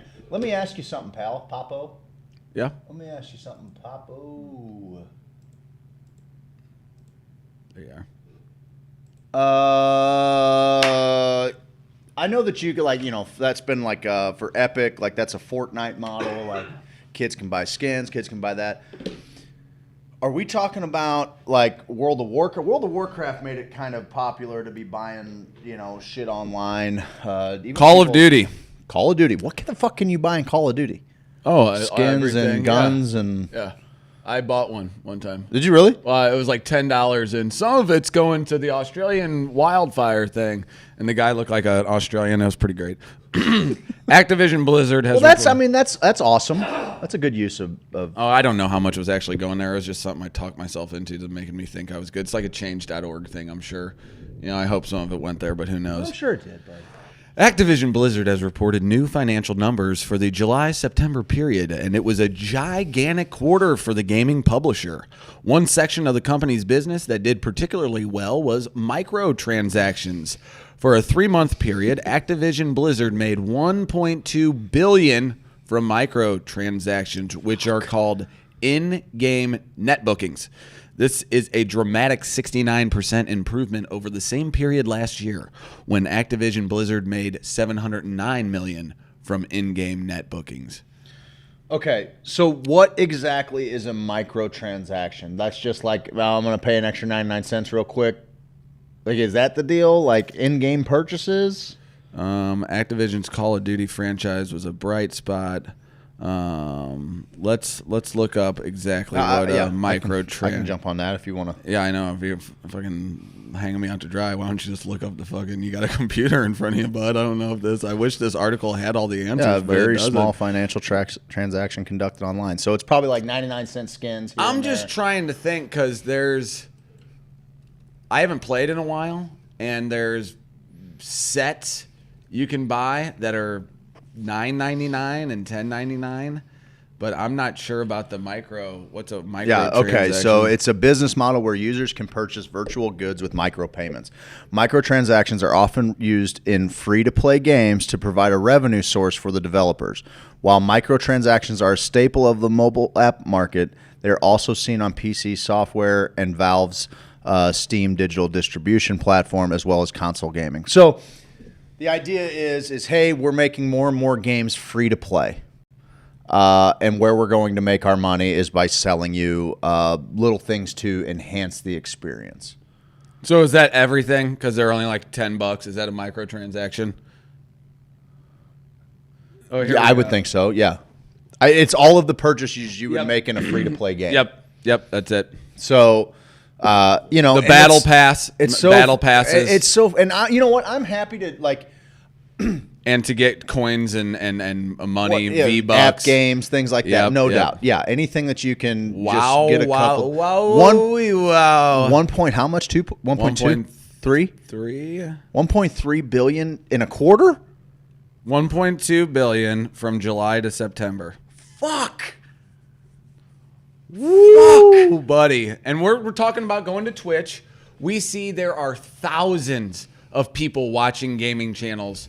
The most random gaming channels of all time. They're just tuned in to people watch or streaming games. What do we got there? $13,333,333.33 a day. Ooh, buddy, that ain't too bad. So that led me on to which I assume everyone being at home probably helps. But I don't see this number really. I see it increasing probably or staying about like this for a while. Yeah. I'd say some of this is attributed to us all being at home, but still. Good morning, butt honey. Oh, is that a reference to our mom skit last night? It's okay, little honey butt. Oh, yeah. Good morning to you, Terry. Good morning, Terry. Pay to win, baby. Yeah, so, my kids playing Fortnite or whatever. We've talked about it.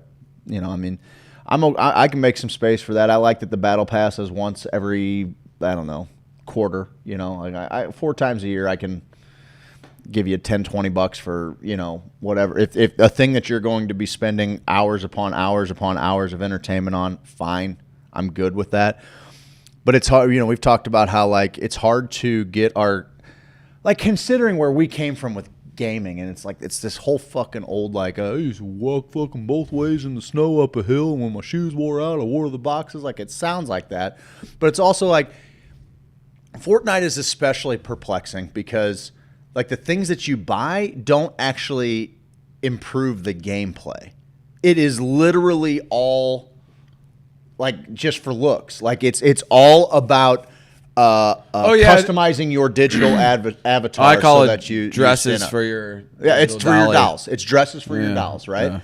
And that's try to shame them. That's strange, yeah. Well, because it's so shameful to play with dolls. Well, yeah, I'm just trying to one old school thing. Can I just have one thing? Give me one thing from the days of yore, dude. Give me one thing where I watched it. I'm in this fucking Facebook group called "This Is Fae Propaganda," if I've ever seen it.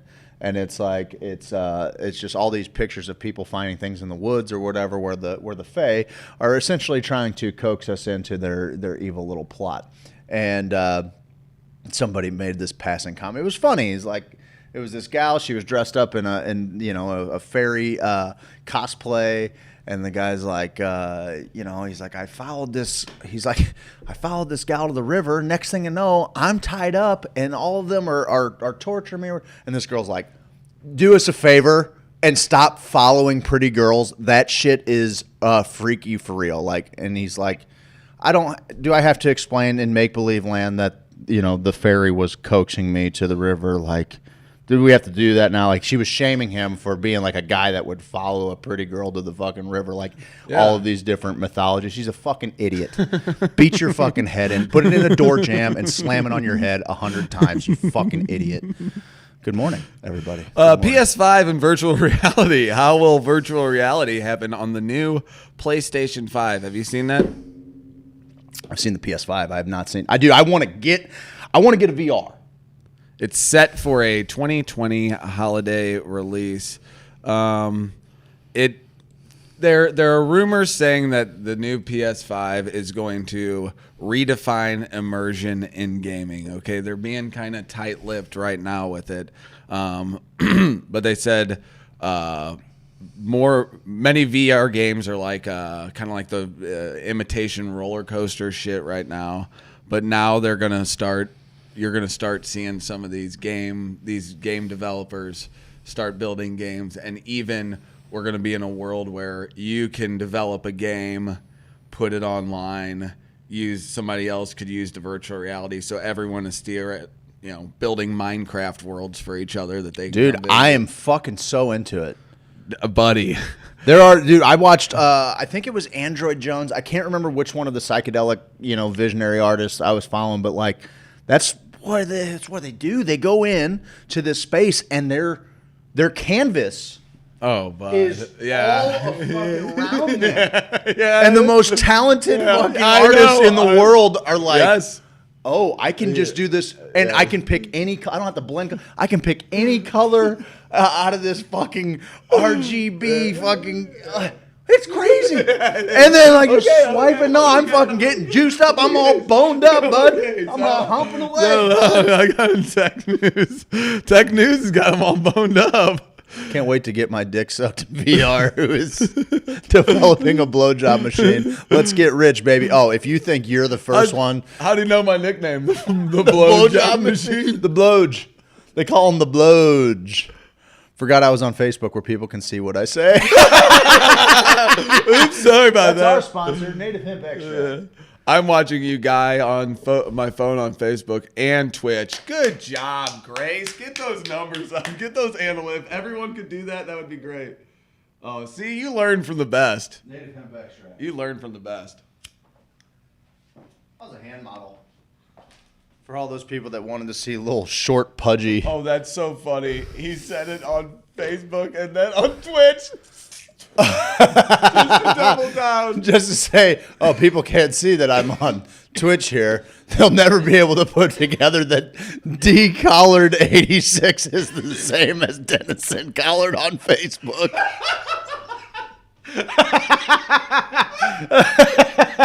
I'm not gonna give you my full name. Oh shit! It's D-Collared and my birth year. Is that his birth year? Just breaking news: Gordon Food Service Store hot prices on grocery essentials. Man. No, everybody packing up on essentials. Because the world's gonna burn. World's gonna end. Go get your toilet paper today, guys. Because if Joe Biden's elected, there ain't gonna be no shit paper on the shelves because you're all gonna stay at home. Have you seen? Man. Have you seen the Spider-Man game for PS4? I have not.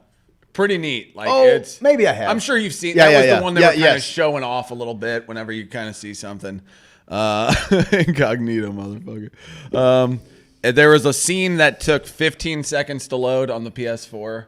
Right now, it'll load with the new PS5 in 0.8 seconds. Jesus. So with a console packing that much power, imagine how quickly a fully fledged open would and could load on a PS5. While the visuals in PS4 VR games right now are just kind of blockish. A little bit.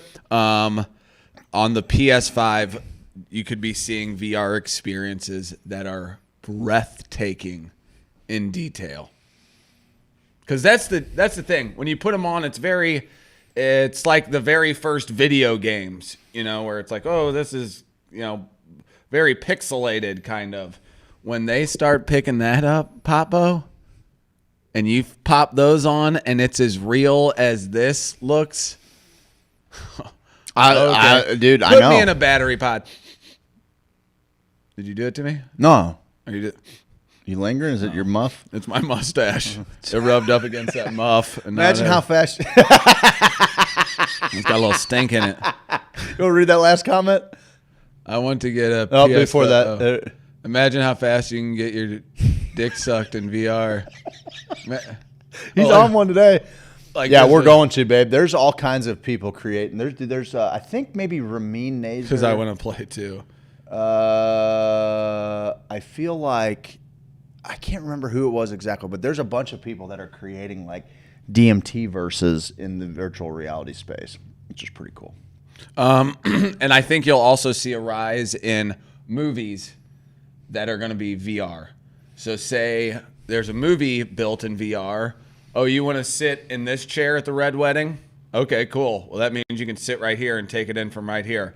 Oh, you want the to NBA got out in front of that and got it to where you could sit courtside for a basketball game. That was, I mean, we and talked that's about pretty that. Gosh damn cool. And I feel like for concerts, like that's the play, right? You do like a Live Aid concert or something when they're all when you get all the greats out there. It's the hardest ticket in the world to get. There's only one show. It's across the world. Ooh. They sell virtual tickets, and no matter and you've got, call it, five different choices. You can be front row. You can be in the lawn with people. You can move around.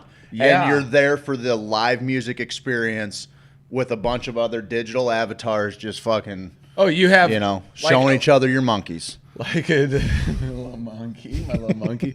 When we'll be able to, I always wanted the Blues to, sometimes when they would go to the power play, they'd give you that view from behind high above the net. Give me that view the whole game. Give me the sometimes. view, Give babe. me that view.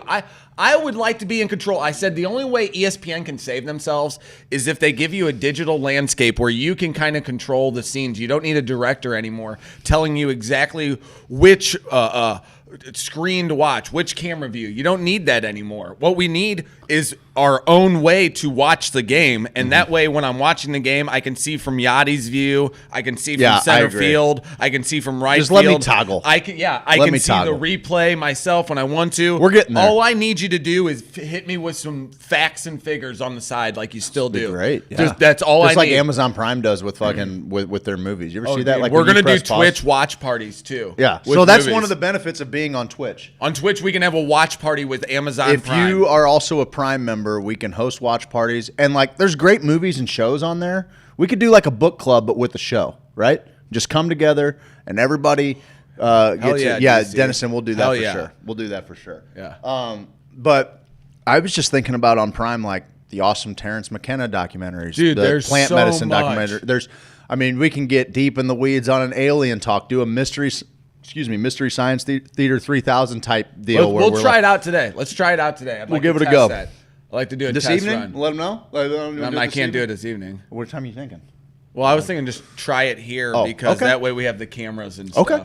Because it does do your webcam. You have to go live. Whatever you choose to with do, it. Okay. Whatever you choose to do. Whatever you choose to do, pal. Marvel has an Iron Man VR bundle where you can suit up and play as Iron Man. That's dope. In the VR world. I mean, those will be the leaders. Everybody who makes games like that will be like, oh, cool. Because I think Spider-Man is still owned by Sony, so I'm sure they'll do. Is. And right now the games are like Trover Saves the Universe. There's a Star Wars Squadrons, Half-Life. No Man's Sky looks freaking really surprised wild. at how in sync the two shows are. Nothing live, YouTube on TV, and Facebook on phone. Okay. Oh, really? Right on. Nothing like probably. See, this is like what it looks like, very pixelated for the. But what also got better about the PS5 is dude, that is one of the fun ones when you get to cut stuff. Yeah. But the you hold two things in HTC your hands. They're getting better. Vive had that, right? Like that was what Duncan Trussell in the beginning said, where they kind of beat Oculus was late to the game on the hand controls. Yeah, Beat Saber is the one where you're hitting. I've seen a lot of people have great things to say about that. That one's neat as hell, dude. Yeah. I mean, it's just like all those dancing games, dude. I'm with it. Put me in the box against Randy Johnson. I'm taking the fucking big unit. I'm taking them long, bud. Oh, have you ever? Let me take a little BP. Do you remember the fucking thing down by the Science Center? Oh, man, this is a blast from the past. Do you remember there was like a white dome down at the Science Center? It's their expo. Whenever they would do an expo, they put it in that white dome. But it was this sports thing. It was a sports thing where you went there and they had a projection of the pitcher. pitcher. You could play hockey, and I forget who was in net. Ron Hextall or something. Yes, but, you know. and they projected it on there. There was a basketball, and there was all kids in there. They had you play like games of knockout. You just were competing against all of these kids. I remember my dad taking me. It was the fucking greatest day of my life. And you get to take BP against fucking Randy Johnson, whoever or whomever. Yeah, there's Tom Glavine was. Well, in there. did you? They moved that to Busch Stadium. Oh, really? Afterwards. Okay. So when you went to Busch Stadium, you went into this dark tunnel, and you picked from a computer who you wanted to bat against. And I'll never forget me and Matt Shipp, I think, or Kevin Benson. It was Randy Johnson and Roger Clemens. And I mean, it was intimidating. Well, because you're also trying to time off of the fucking. The ball came out of a X, where the screen, hole in the screen, where their arm was going to be. And I mean, it was crazy, dude. That thing couldn't have been safe.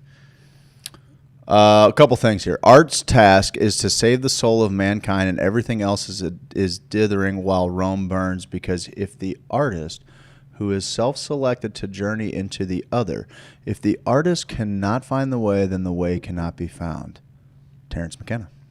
I would 100% do a VR concert. We talked about that Travis Scott thing and the. Talked about the how silly it is to have skyscrapers. Now I feel like sports being how live audience really does add to the experience. You have to have the underground Matrix party that they have in what is that Matrix 2, where it's like a wild underground cave. That's one of my favorite things. That's where I want to live. It's so great. And everyone, you need that still. That's what I think of every time we throw a party, bud. Is like, get the fucking drums out, start banging the fucking drums, everybody get sweaty, and let's rub our fucking privates together.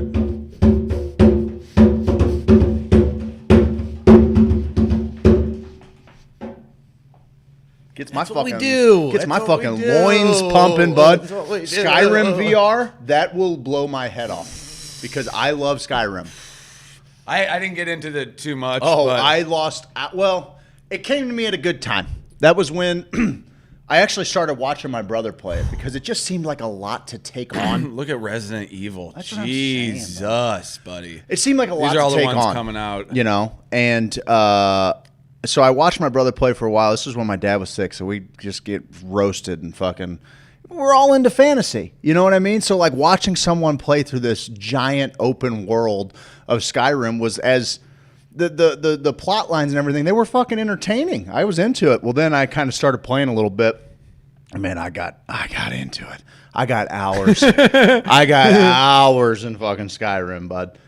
Did you know Facebook teases a vision of remote work using augmented and virtual reality?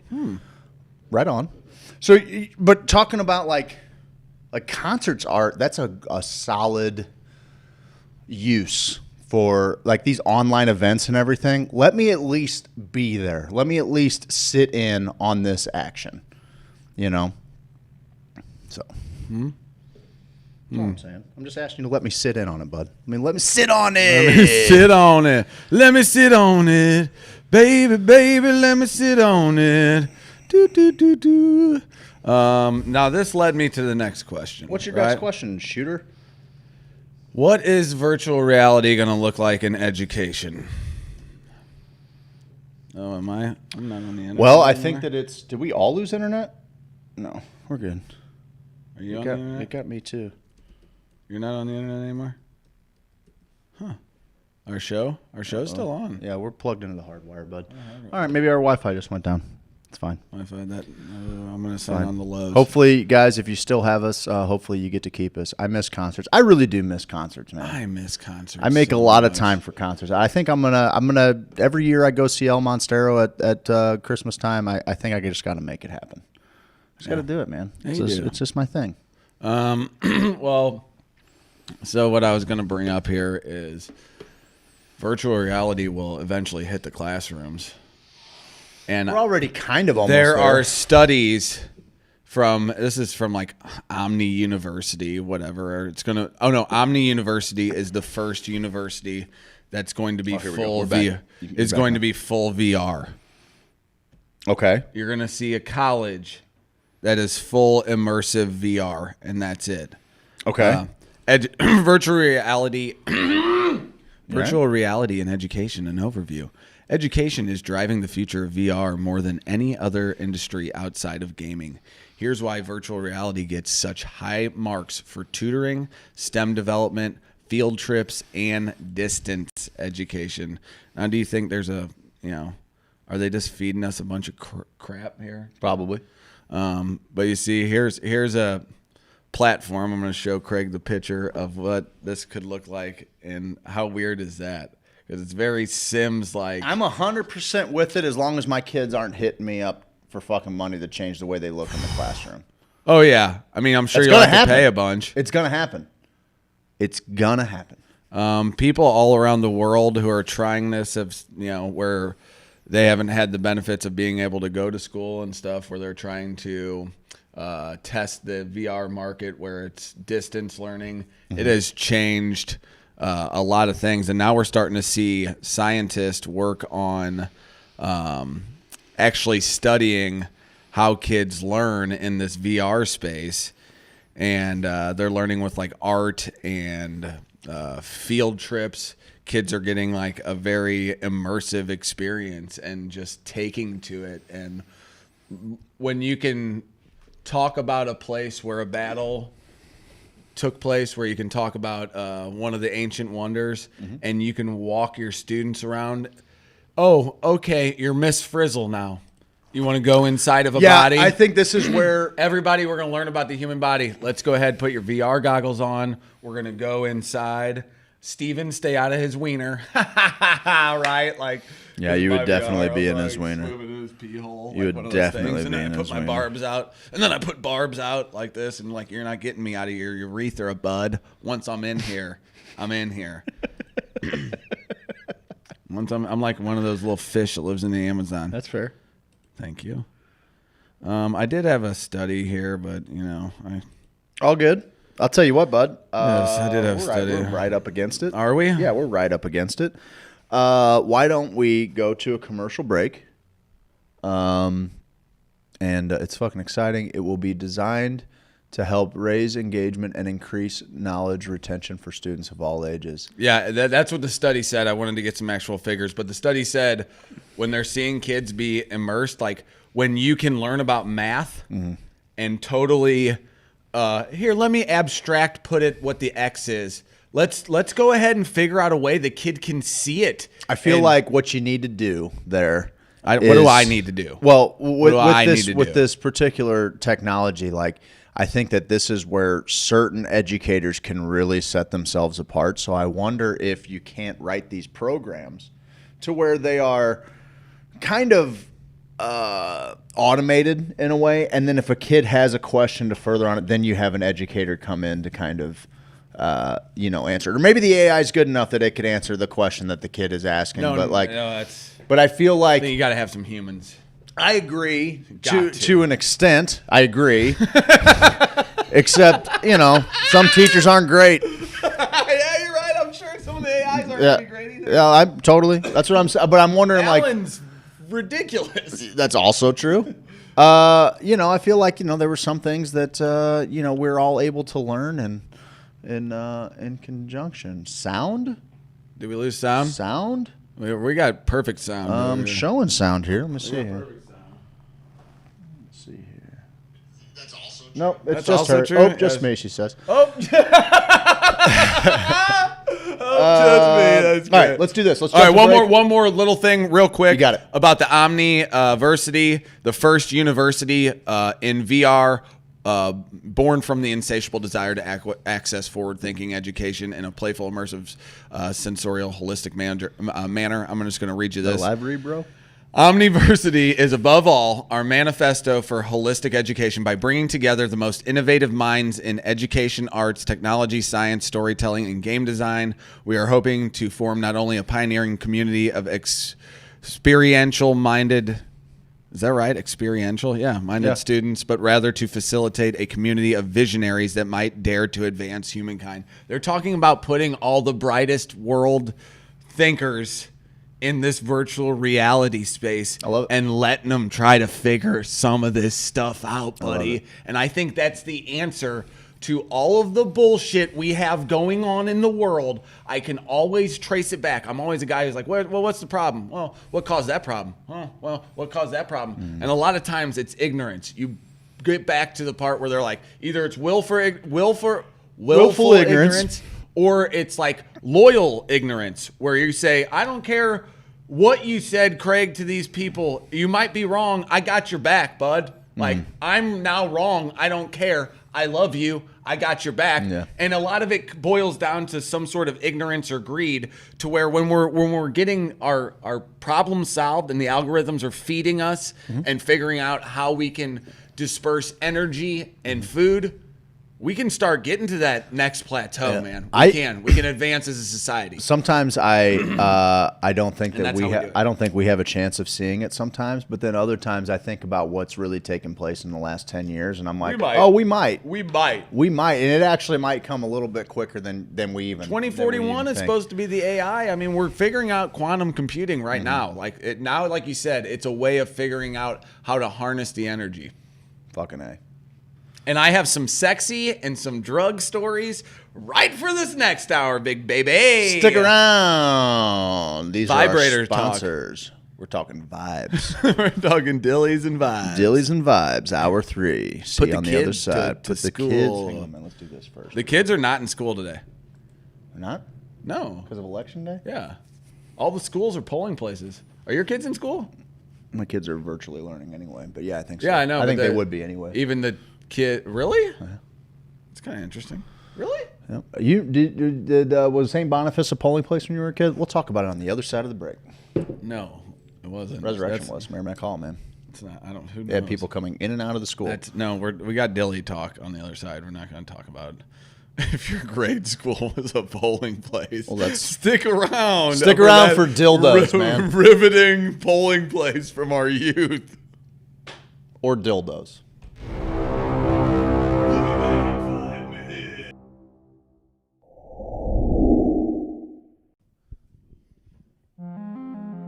James Carlton Insurance 314-961-4800. Handsome, Amazing, astonishing, astounding, fabulous, incredible, fantastical, phenomenal, prodigious, stupendous, unbelievable, wondrous, divine, fantastical. No, seriously, he's fantastical. You got a house. Go on and get it insured. You got a car. You gotta get it insured. You got a life. Go on and get it insured. CarltonInsurance.net. Fantastic. Stupendous. Fantastic. Hey, boys and girls, I'm talking about native hemp extract. That CBD. That CBD. Get inside of me. Inside of me. That CBD. That CBD. Sweet delicious CBD. That CBD. That CBD. Got the CBD.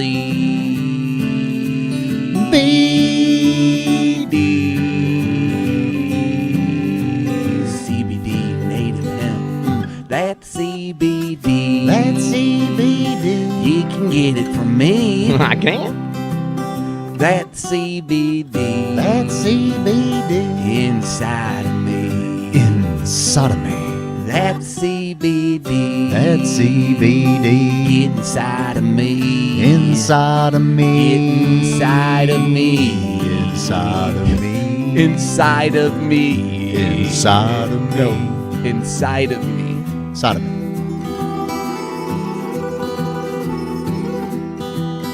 Inside of me.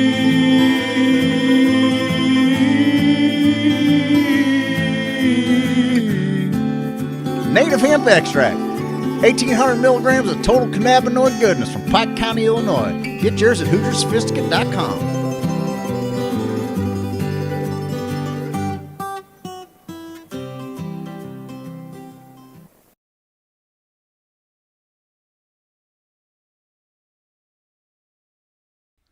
I'm an outlaw, check it and see. Want a poster looking like me. Checking the swamp man for a pretty girl. Being an outlaw in an outlaw world. Hey, I'm an outlaw, check it and see. Want a poster looking like me. Walking my hound dog, surfing that swamp. Catching crow that do the sweetly stomp. Everybody do the sweetly stomp. It's a stomp. It's a wiggle, turn around, a little tickle. It's a stomp, move your feet, head on down to Sweet Leaf. Head on down to Sweet Leaf. Head on down to Sweet Leaf.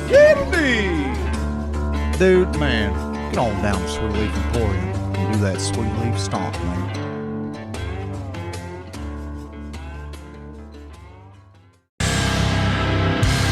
James Carlton. James Carlton. James Carlton.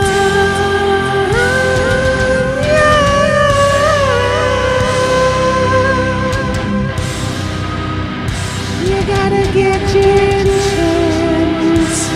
Gotta get that State Farm insurance. You think you found the best insurance agent in the game? Well, I got news for you.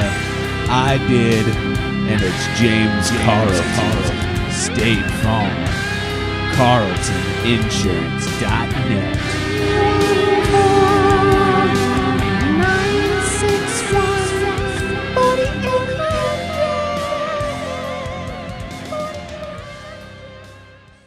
961-4800. Hare Rama, Hare Rama, Rama Rama, Hare Hare.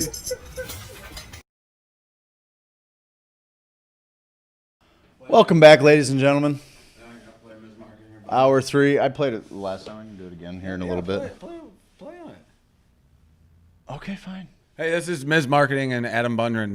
Adam Bundren's coming in this week probably to talk to us. I'm going to tell him to come in maybe Wednesday. Is that tomorrow? If he doesn't have that tomorrow? mullet, he can turn right That's the tomorrow. fuck around and get the fuck out of here. And Ms. Marketing is going to... It's going to make all our dreams come true. It's going to make our dreams come true.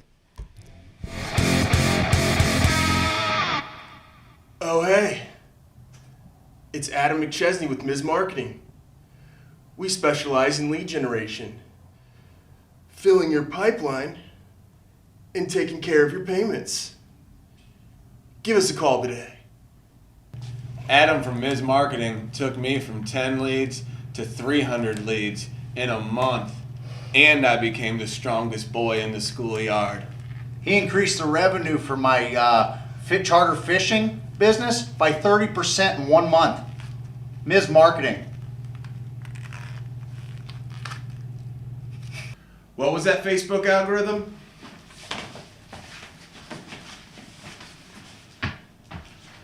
What was that Instagram?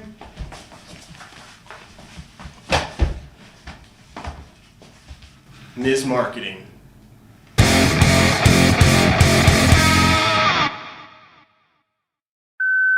I know it's late, baby, but you got me thinking about my dream home.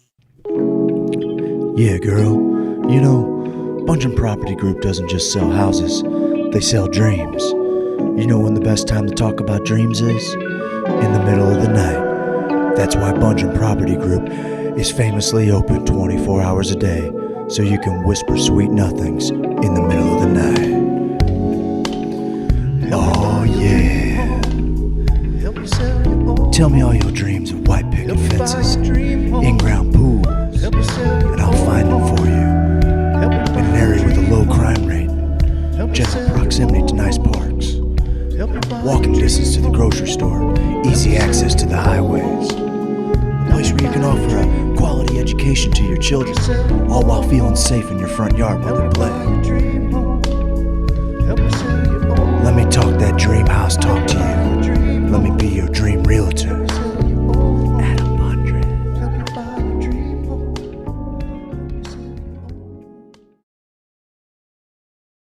We need to clean that up a little bit. We'll send it today because the editing's dog shit on there. Yeah. Oh, don't fucking think you're changing that fucking text color because it ain't happening. I'm changing it. Hey, get us out of tech news and gizmos and gadgets. Oh, are we done with the tech news and gizmos and gadgets, buddy? Yeah, we are, buddy. It's the glove squeaks that get me. I know that's we had one of my favorite parts too. Orange gloves, space-based solar collectors. I love that. I hear everything okay. Oh, just me on the thing. Craig, what? This day in history, 19. I won't read that one. Staying away from that one. Nope. Jenny just got done voting 2 hours. Took her 2 hours. Took her 2 hours? Yeah. Was she listening to our show the whole time in line? Oh, yeah. Good for her. Why is that your first question? Because I don't give a fuck who she voted for. I'm asking if she's supporting the shit that matters and paying the fucking bills. That's what I'm. That's what I'm. I can't believe they let women vote. To be honest with you, I mean, I'm still like, what? It's crazy to me. On this day in history, 1935, left-wing groups in France formed the Socialist and Republican Union. You got to find a better website with just some like actual interesting stuff. Like for real, you got to find a better. No, I like throwing. It's the worst. I like throwing fucking here. Let me give it you was a day a politician from nowhere said on nothing. this day in history, 1952, Roseanne Barr, comedian, actress, producer, best known for starring in the TV series Roseanne, was born. Yeah, well, now we're gonna get a celebrity's birthday. Jesus, bud, come on, Patrick Henry, or whoever you're proposing to be right now. All right, fine. You want a good? I want a good one. On this day in history, 1718, John Montague, 4th Earl of Sandwich and inventor of the sandwich, was born. No. He invented the sandwich. 1718, bud. There was never a sandwich before 1718. Sandwich was invented today. It's National Sandwich Day. Yeah. So you tell that broad to get in the kitchen, make you a sandwich. Yeah, right. I'm going to make my wife a sandwich today. Are you? Yeah. That's so hot. Fuck yeah, man. You're going to be shirtless like you are. We have a great picture on our Discord server in our general tab. Yeah, what's going on with that? It's like you caressing my face as I'm shirtless. Oh, it's my mom. It's your mom touching your face as I'm shirtless. Really strange. You're shirtless teen. Really a strange thing. Cleopatra was one crafty lady. Before the era of advanced technology and sex toys, legend has it that the pharaoh created her own makeshift vibrator by filling a gourd with angry bees and letting them do their thing.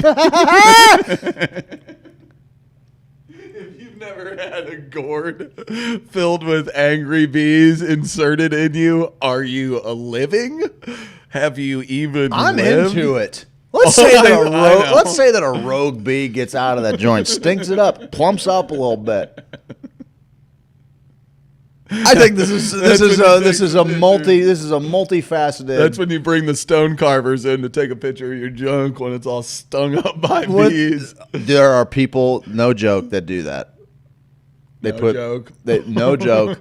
Put bees on their wiener and sting it up. I know. You think you can handle a bee sting to the ding? Hell yeah. Ding dong. You know that video? You get a bee sting to the ding dong, bud? That video is my dad. That guy getting his balls punched. So can we show that on here sometime? No, but we can show people's reactions. I think I know how we can do it. I think if we black box it. Oh, maybe. I think we can black box it. I think. Guys, it's the best. Did I win the Buttermaker and Grinder yet? You're getting real close because last I saw we had 97. Oh, really? We need 3 more people. Put the Twitch thing on there. Why don't you do that? Guess I can. Not a fact you were expecting to hear today, everyone. Me neither. This is from self.com. But thanks to a phenomenal and bizarre super deluxe video, the world can now get a crash course in vibrator history. Cleopatra's alleged gourd situation emerged in 54 BC. paving the way for a slew of other female sexual pleasure inventions to come. Fuck yeah, man. In 200 AD, doctors prescribed female genital massage as a form of treatment for hysteria. Yeah, 3 more to go. But in what was one of the least surprising moves of all time, they complained that the method was too labor-intensive and messy and put an end to it. The hand crank, the earliest constructed sex toy, came along in 1890, and it was followed by a number of similar inventions like 1904's gas-powered pneumatic debt-willer and 1920s porn-inspired the Polar Cub Electric. You may want to throw a Google search on some of those. The first vibrator is credited, this is from Elle magazine, the first vibrator is credited to physician George Taylor in 1869. The vibrator's original purpose was to relieve symptoms of depression and anxiety in women, known as hysteria. We're only 150 years away from that. Okay. We're 150 years from thinking that. We're 3 Sounds generations. about right. We're 3 generations from thinking that. Okay. Derived from the Greek word for uterus, a mysterious lady part men obviously think makes us crazy. That is what is written here. Documentation of hysteria dates back to the 13th century, but it was She's got the melancholy. Get the vibe. Yeah, but it was Sigmund Freud who relegated the disease strictly to women. Before the vibrator came into play in the 19th century, doctors would simply finger women on their operating tables. God damn, I would have been such a great fucking doctor. God damn it. I would have been like Johns Hopkins, dude. I would. This guy is the hysteria cure machine. Yes. He cures hysteria. He's fucking 2 at a time. He's curing 2 hysteria. Help me. What's his name? Jonas Salk? Yeah, the inventor polio vaccine. Yes. That's what this guy is to hysteria, to crazy broads. He's just finger blasting the fucking crazy right out of them. More crank talk, please. This robot is getting all boned up. All boned up. You're getting the AI all boned up, bud. Jennifer Wright, she's a historian that says vibrators were really invented for the convenience of the doctors treating hysteria. It was exhausting to rub one out manually, so they invented a machine that took care of the problem. Doctors believed they were treating a female illness. They had no idea what they were really facing was sexual frustration. Duh. The most hilarious fact is that vibrators were developed because physicians got tired of giving good hand jobs. And they still did not realize that maybe women weren't getting sexual pleasure out of this, says Wright. Pictured here is Wright has never come in her life. Pictured here is the Arnold, which At is least not with anyone else's help. which is also marketed as a facial massager to help women preserve their youth. Look at this thing. Look at that thing, bud. Is this item still available? This is from the 1920s. Babe, Vibra King. we're getting into a whole new world here. I'm starting to vibe vintage vibes. Let's. in our house. I'll put all these links on our Discord. Put them on the Discord because I'm trying to get hooked up with all the vintage vibes. Oh, for sure. It's actually pretty cool. In the 1930s, fuck. I didn't realize that Steve put Monday Night Show on there. I'm sorry. Okay. Oh yeah, you don't. Yeah. Oh, buddy. What the fuck ever. Care? They all say Monday Night Show. No, not the other one. I have one not for it. Yeah. Just that one. Just that one. Well, we have the other ones. Which one did you make? They've all been deleted out. Yeah. Why did you delete all the ones I made? I didn't, pal. I actually did on accident you did. on one of them. That was completely accidental. I was just as when I was scrambling at 6:54 in the morning. Believe me, I was just as upset as you were. According to Babeland's Museum of Vintage Vibrators, the period between the first machine vibes and the tail end of the Victorian age to the 1930s was really the golden age of vibrator history. During this time, lots of innovative models came to the market, sort of like the Massage Master 2. It has 3 different heads to really work out those sore muscles, Duh. in quotes. The 1940s, the Andes vibrator, and it has a girl on there massaging her face for massaging and circulating and stimulating. it's funny that women had to hide, you know, like I guess they couldn't really put a little coochie on there. Is that a thing? Is that a thing they call it, coochie? Is that? Yeah, a kipper. They probably back then they But probably this called lady, it a little kipper. look at the plastic smile on this lady. She's like, I'm using this on my face while you guys are watching. And then it this looks massagers for my face. It looks like a sander, like an orbital sander that you hold in your hand, but it has a bunch of, wow, it's got a lot of nubs. It's got a lot of nubs, rubber nubs at the end of it. That seems excessive. The 1940s saw some clunky designs, and the vibes that hit the market in the 20s and the 30s. Marketed as massagers, they were loud and scary and kind of looked like a screwdriver, not something you're dying to put near your genitals. In 1952, the Niagara handheld unit. No fun. In 1952, the Niagara handheld Unit 1 was an interesting advent on the models that already existed. Unlike the one-speed-fits-all devices on the market, the Niagara had a button for speed control, as opposed to a simple on and off switch. In the 1960s is when Norelco gets into the game. You might recognize the vibrator above. It's one of those wand-looking ones. Looks like it's straight up and down, and then the top is just a circle that vibrates around. I gift Hitachi wands for people's weddings exclusively. I'm not kidding. I know you're not. You don't have to say it like that. It's important. It's an important tool in every marriage. Get a fucking Hitachi wand and make sure that people are fucking taken care of in your relationship. With the dawn of the sexual revolution in the 1960s, the vibrator's popularity had a rebirth, and the demand among women soared. As women began taking control of their bodies, so did they begin to search for better toys. The sexual revolution did not see an advent in design, but an amplification in demand. It was the first time women's pleasure was acknowledged by society. All the rest of them kind of look the same as women started to create their own sex toys companies. Rabbit. I know, right? And they started to create their own companies finally by the 80s and 90s, rather than the scary big ones man designed. Whatever. One of the things they really wanted, a vibrator that was designed to focus on clitoral stimulation. First and foremost, enter the Fuku-Oku. The giant saddle vibe is a Sibian, my man. The Fuku-Oku, one of the is just a little. I feel patriotic today, man. I'm also educating these fucking prudes, these Quakers. One of the very first finger vibes aimed at clitoral stimulation. That went well. Yeah.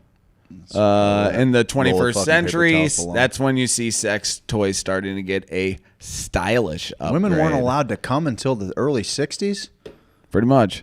They're not allowed to come without permission anyway. So it's an inspiring time because now more than ever you are seeing women create their own Yeah, there's sex a whole toys. Netflix show about it with Jane Fonda. Hanoi Jane, you ever heard of her? Anti-American?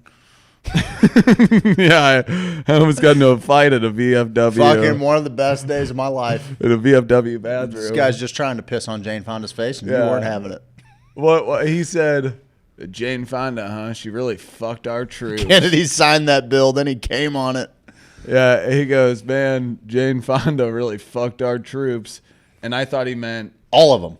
Yeah, that she went over there and, you know, did the work, man. Like one at a time. Just fucking opened up shop. Morale, yeah. Opened up shop. And I go, oh, a shit. true fucking... I go, that's awesome. Good, like, that's good for her. A And he's true like, USO outreach, you know. He's like, what? I'm pissing on her face. Look. And I was like, He's like, no, look at my ding dong. I was like, I'm not coming over there. And that's at the time when I was like, I was new to the VFW. You and a VFW. I was like, new. Yeah, that's so a I was like, loaded gun. I appreciate your service, or whatever I'm supposed to say. I think, and that. Don't piss in my ear and tell me it's And raining, he's like, boy. no, come over here and Get look. over here and fucking micturate on this broad's face. Jane Fonda's in the urinal, and I was like, okay. I was like, man, I still hadn't put it together, and I was like, I knew she had something to do with the war, but I didn't know if it was good or bad. And then I remembered, oh yeah, it wasn't good. It wasn't Was not a good Vietnam soldiers weren't necessarily a fan of her. She wasn't like USO over there. Listen, we're not going to turn this whole thing into what she did, but okay. But oof. Yikes, bud. Hey, listen, she goes to show you can come back from anything. You can come back from anything in this world. You can have a Netflix special. You can make millions of dollars. You can marry a billionaire. I have to look TV into what she magnate. did. Oh, I'll tell you what she did. There were soldiers that were lined up on TV, this whole fucking glad-handing thing. One of these prisoners gives her a note telling her what's happening to them in the prison. She takes it and then hands it to the fucking VC commander. Like he was secretly giving her a note like fucking save us, and she took it and gave it to the fucking VC. What bullshit. Bullshit. Why are you looking at me like that with that stupid hat on? I'm just saying, this is like you and Mike and Seth are always just saying things that you heard like once and not fact checking anything. So I need to. So she was in somewhere where there were prisoners of war. Mm-hmm. Why was she at a place where there were prisoners of war? Well, because she was probably a fucking protester because this war's been going on forever. So they allowed her in Vietnam 100%. With the Viet 100%. Cong. Wow. It is perhaps indicative of the divisive nature of U.S. military involvement in the Vietnam War in the 60s and 70s that one of the persons most commonly associated with the war was neither a world leader nor a politician, neither a general nor a soldier. Okay, yeah, this didn't tell me anything. Fuck you. This didn't fucking tell me anything. Did she rat out an American soldier in a POW camp? In 1978, the commandant of the USAF Survival School, a colonel, was a former POW in Ho Lo Prison, the Hanoi Hilton. Dragged from a stinking cesspit of a cell, clean fed and dressed in clean PJs, he was ordered to describe for a visiting American peace activist the lenient and humane treatment he'd received. He spat at Miss Fonda, was clubbed, and drugged away. During the subsequent beating, he fell forward upon the camp commandant's feet, accidentally pulling the man's shoe off, which sent the officer berserk. In 78, the Air Force colonel still suffered from double vision, permanently grounding him from the Vietnamese officer's forensics application. Where did she rat him out? Because he spit on her. There are few things I have strong visceral reactions to, but Jane Fonda's participation in what I believe to be blatant treason is one of them. Part of my conviction comes from exposure to those who suffered her attentions. Oh, okay. You're not giving me anything. I'm looking for it, bud. I think you'd be able to find it by now, bud.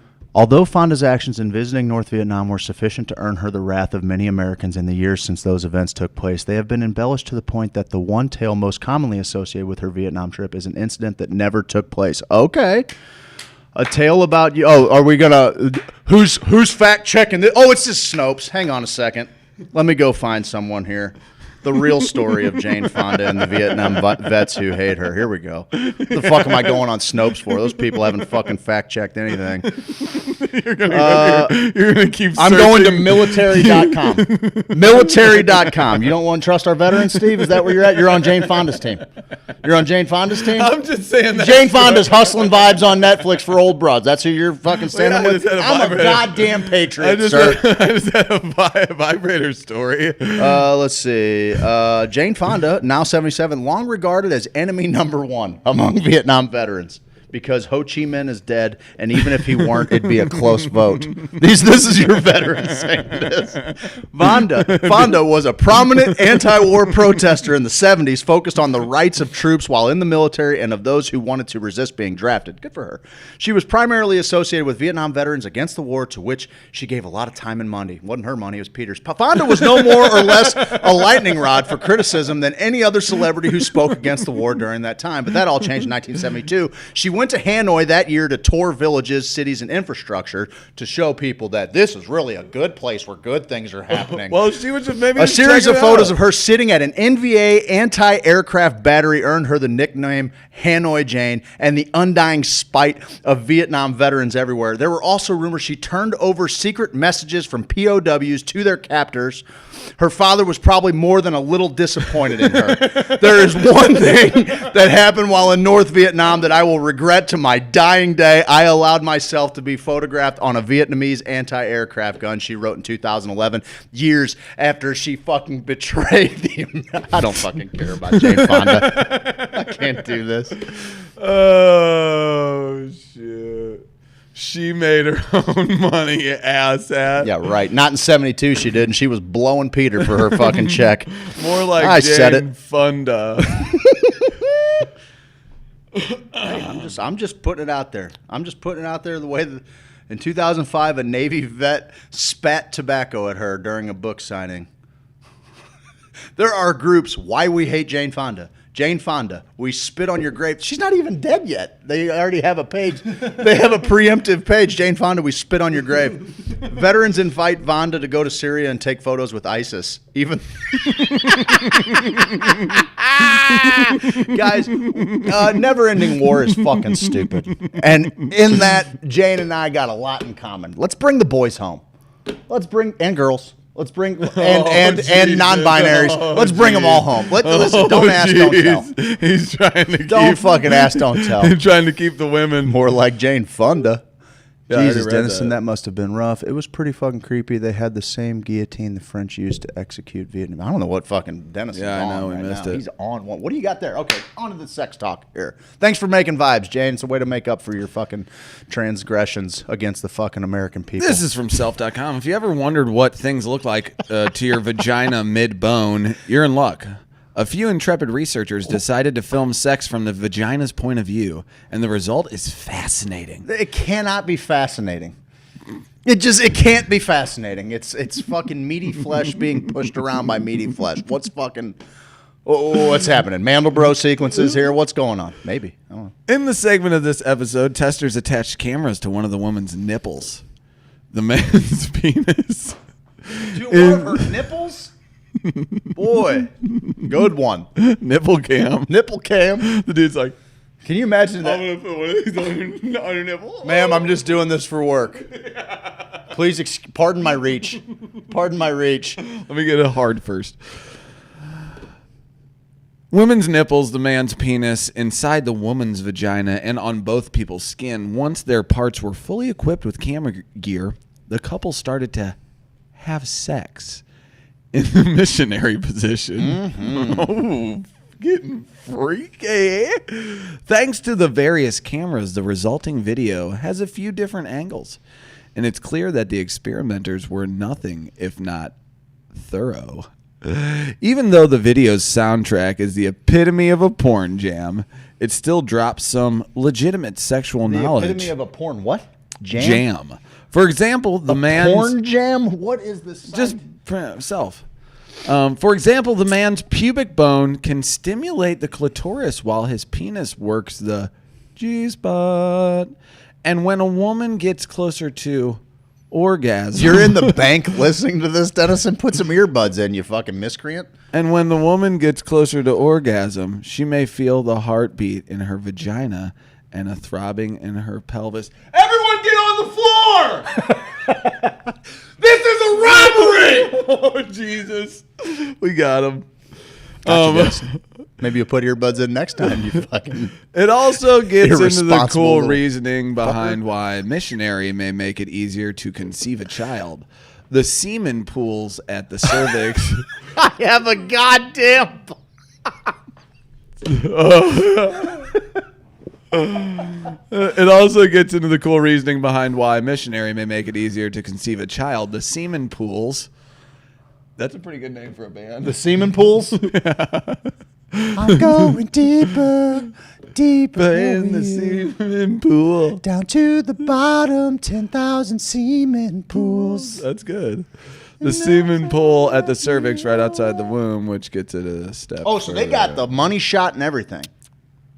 They're Oh, yeah. trying to Stephen in the semen pool. This is just one of the many examples of how science can put the whole new spin on sex. Another is a Vox video compilation from 2014 that shows how bananas sex looks from the inside of an MRI machine. How sex with bananas looks?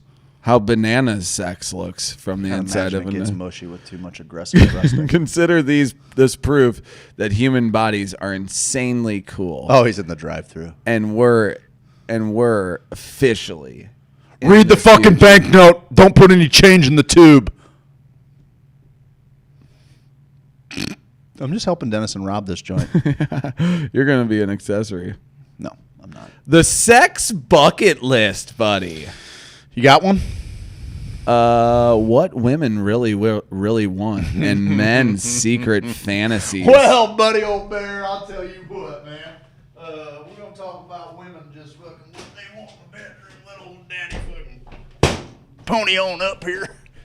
All right. I'm going to let you guess, and I'll let everybody guess at home here. They asked... Let me Do you see. think bank robbers ever take the bowl of dum-dums? Yeah, probably. Yeah, I think so. Put it all in there. They asked a group of people. I'm not seeing how many they asked. So you don't have numbers on the couple poll. thousand, Jesus 100,000 people. They asked a couple 100,000 people.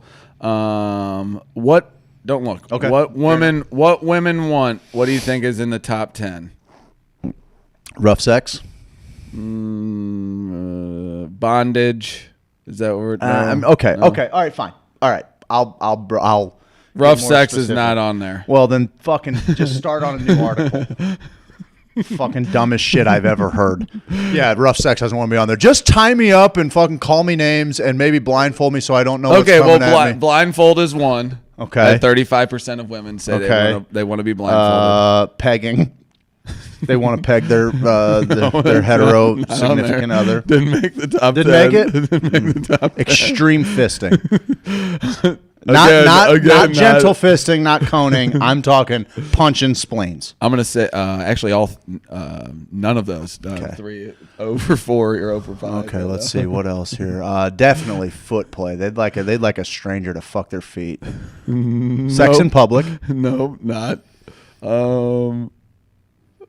Number 3 is sex in an elevator, and number 9 is sex on a beach. With sex in an elevator at 26% and sex on a beach at 10%. Quit looking, dude. You're looking right. Yeah, you're looking right in this direction, though. I promise you, I'm not looking at this fucking stupid article that's. Oh, most women. You still need number 2. Sex in an article. In an elevator. An article. I'd fucking have sex in an article. An article of clothing. The Aerosmith song. Animal play. Good guess, Dennison. Nope, not sensual animal play. fisting. Not Jake sensual. gets it. Not mutual butt fingering. I like mutual butt fingering. Oh, Okay. yeah, I like All right, we that. got to be Devin- serious here. Devin. They want to have. You're never going to get number 2. Yeah, they want to lay naked and let strangers eat sushi off of their beaver. That's number 3. Thank you. Okay, let's see. What No, else? sex in a hot tub. They want to be 31%. Well, they're fucking dumb if they think they want to have sex in a hot tub. They're fucking stupid. Who are they asking? I mean, who are they asking? They're asking 12-year-old fucking boys on AOL chat rooms. That's what they're asking. Posing as women. Hot tub. Guys, we took this poll in an AOL chat room in 1999, and you wouldn't believe how many 18 and 19-year-old lesbians are there. They all look kind of similar. I'm just sitting at my computer. Yeah, in I'm my just hot tub. My hot tub. Got a carrot inside of me. How are you? Age, sex, location. All right, I'm gonna give you number 1. Yeah, see, Devin gets it. Spitting into each other's mouths. Sex in water is the dumbest. Intense eye contact. Jake, don't start getting serious on us now. They're fucking Lothario. Just take it easy, Casanova. I can see how your mind. I can see how your brain works. That's dirty talk. Yeah. Blindfold was 1 with 35%. Sex with a boss. Sex with somebody in the position of power. Sex in a hot tub. Roadhead. 31%. Roadhead. Can I just give you these because No, you're never I'm guessing them. Sex in an elevator, 26%. Role play, 24%. Sexy photo shoot, 20%. What is? No, where is this from? Can you tell me the source? Themirror.co.uk. Get the fuck out of here. First off, so let me just tell you something. British women are filthy pigs. You should listen to how they talk. Not one of them wants to do a sexy photo shoot. Where they fucking interview the queen? Get the fuck out of here. Go get down in the fucking slums. Get me a Cockney broad. Ask her what she wants you to do. All right? Bondage, 18%. Phone sex, 14%. Car sex. Fucking god damn it. I'm angry at it. I'm angry at fucking how boring people are. Car sex, 12%. Bringing in a third party, 12%. Sex on the beach, 10%. And then watching porn with your partner, a whopping 9%. Dude. So now you know what women want. Every woman that they just surveyed there, their husband's fucking around on them. They are. They're fucking just bored out of their mind. They're encouraging a never-ending war is what we're. Okay, let's see now. What do men want? Oh, we got guys now. What do men want? All right. Spanking. This is England, right? Yes. This is spanking. Furry play. Nope. Britain. And no. Britain. They're trying to have a little tea time on their broad's back while they're going at it. No. Monty Python. Sharing a double-ended dilly. Anal sex, 14%. Watching porn with partner, 17%. Group sex. Group sex, bringing in a third party, number one, 36%. I think a lot of guys think way more highly of themselves than they should. Okay. They're already disappointing one fucking guy. What are you going to disappoint two? You're going to disappoint a whole fucking lot of them? Just because you do that doesn't mean they're fucking. Other guys I promise those fucking. I'll tell you what I really like on my sex bucket list. Multiple partners, and then if she talks real naughty and makes me stand across the room while she does a seductive striptease, man, I'll be ready to really give her a good thumping in the bedroom. It's gonna be good. Fucking these people are so fucking lame. Not everybody can blast Swedish. Put a death fucking metal mask on, and get some wear fucking gym 9-inch nails on, and fucking make them wonder if there's actually a God, and then remind them there is via orgasm, is all I'm saying. That ain't a bad route. It's a great route. There's times to be Great sensual. route. Yeah, fuck yeah, I guess. Sex in a If jacuzzi. she's never been pissed on, I'm out. Who is that? Sex in a jacuzzi, 26%. The worst. I mean, these people are dumb as. These are people that have never had sex in water Sex before. on a public toilet, 22%. I'm into that. I get that. Role play, 22%. Making a sex tape. Sex on a balcony. All the rest are in the teens. Watching porn, bondage, anal sex, car all sex. pretty good. Toys, All pretty good. One night stand. 8%. Thank God I married that lunatic. I love you, babe. 8%. See? Romance, bud. Sex with food. Romance. You get it. You think it's on accident? Sex with food, 8%, guys. Yeah. Like, that's a kink that kind of misses me. Just a mess. Yeah. Just a mess. I've lost a few too many strawberries inside of me. How many grapes can you get in you, bud? I know. You put a couple of bunches of grapes in there, you're making wine, Jack. I was making butt wine earlier. Brian says he hates when I cough into the microphone. So I'm trying to not do that for him. Brian Kessler? Yeah. Brian Kessler. Fuck him. I've never been peeing on. That's true. She's not. She hasn't been. Well, yeah. Because she does the peeing around.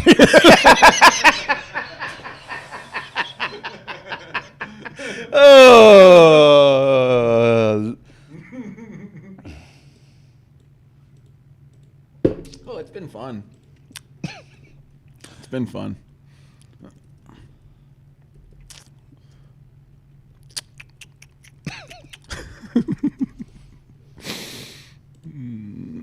Just Z. He gets it. Thank you, Alan.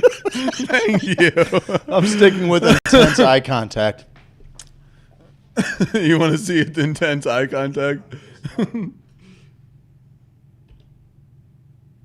Yeah. You like that? Back up just a little bit. It'll focus on you. Hey, Jake. There you go. There you go. Keep telling him. Yeah, tell him. Come. You can't hear him. Hold it out. Say the big and loud you can. Tickle your butt. Mutual butt play. Mutual butt fingering. Jake, he's looking at you, bud. Pretty neat. Pretty neat little deal. Craig, Illinois pot shops are now rolling in bud.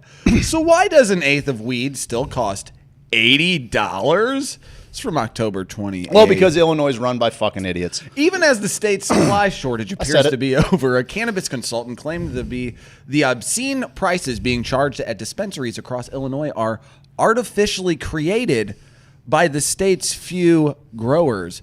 Customers waited in the line for hours in January to buy legal pot for the first time, only to learn that there were limits on purchases. And some stores weren't even selling smokable cannabis to recreational users. Another issue still remains. Prices are sky high. According to industry analysts, Illinois has the most expensive weed in the country. Budzoo, a crowdsourcing site that tracks the price of cannabis, says the average cost for an eighth of an ounce is roughly $62. In Colorado, the same amount cost around $33.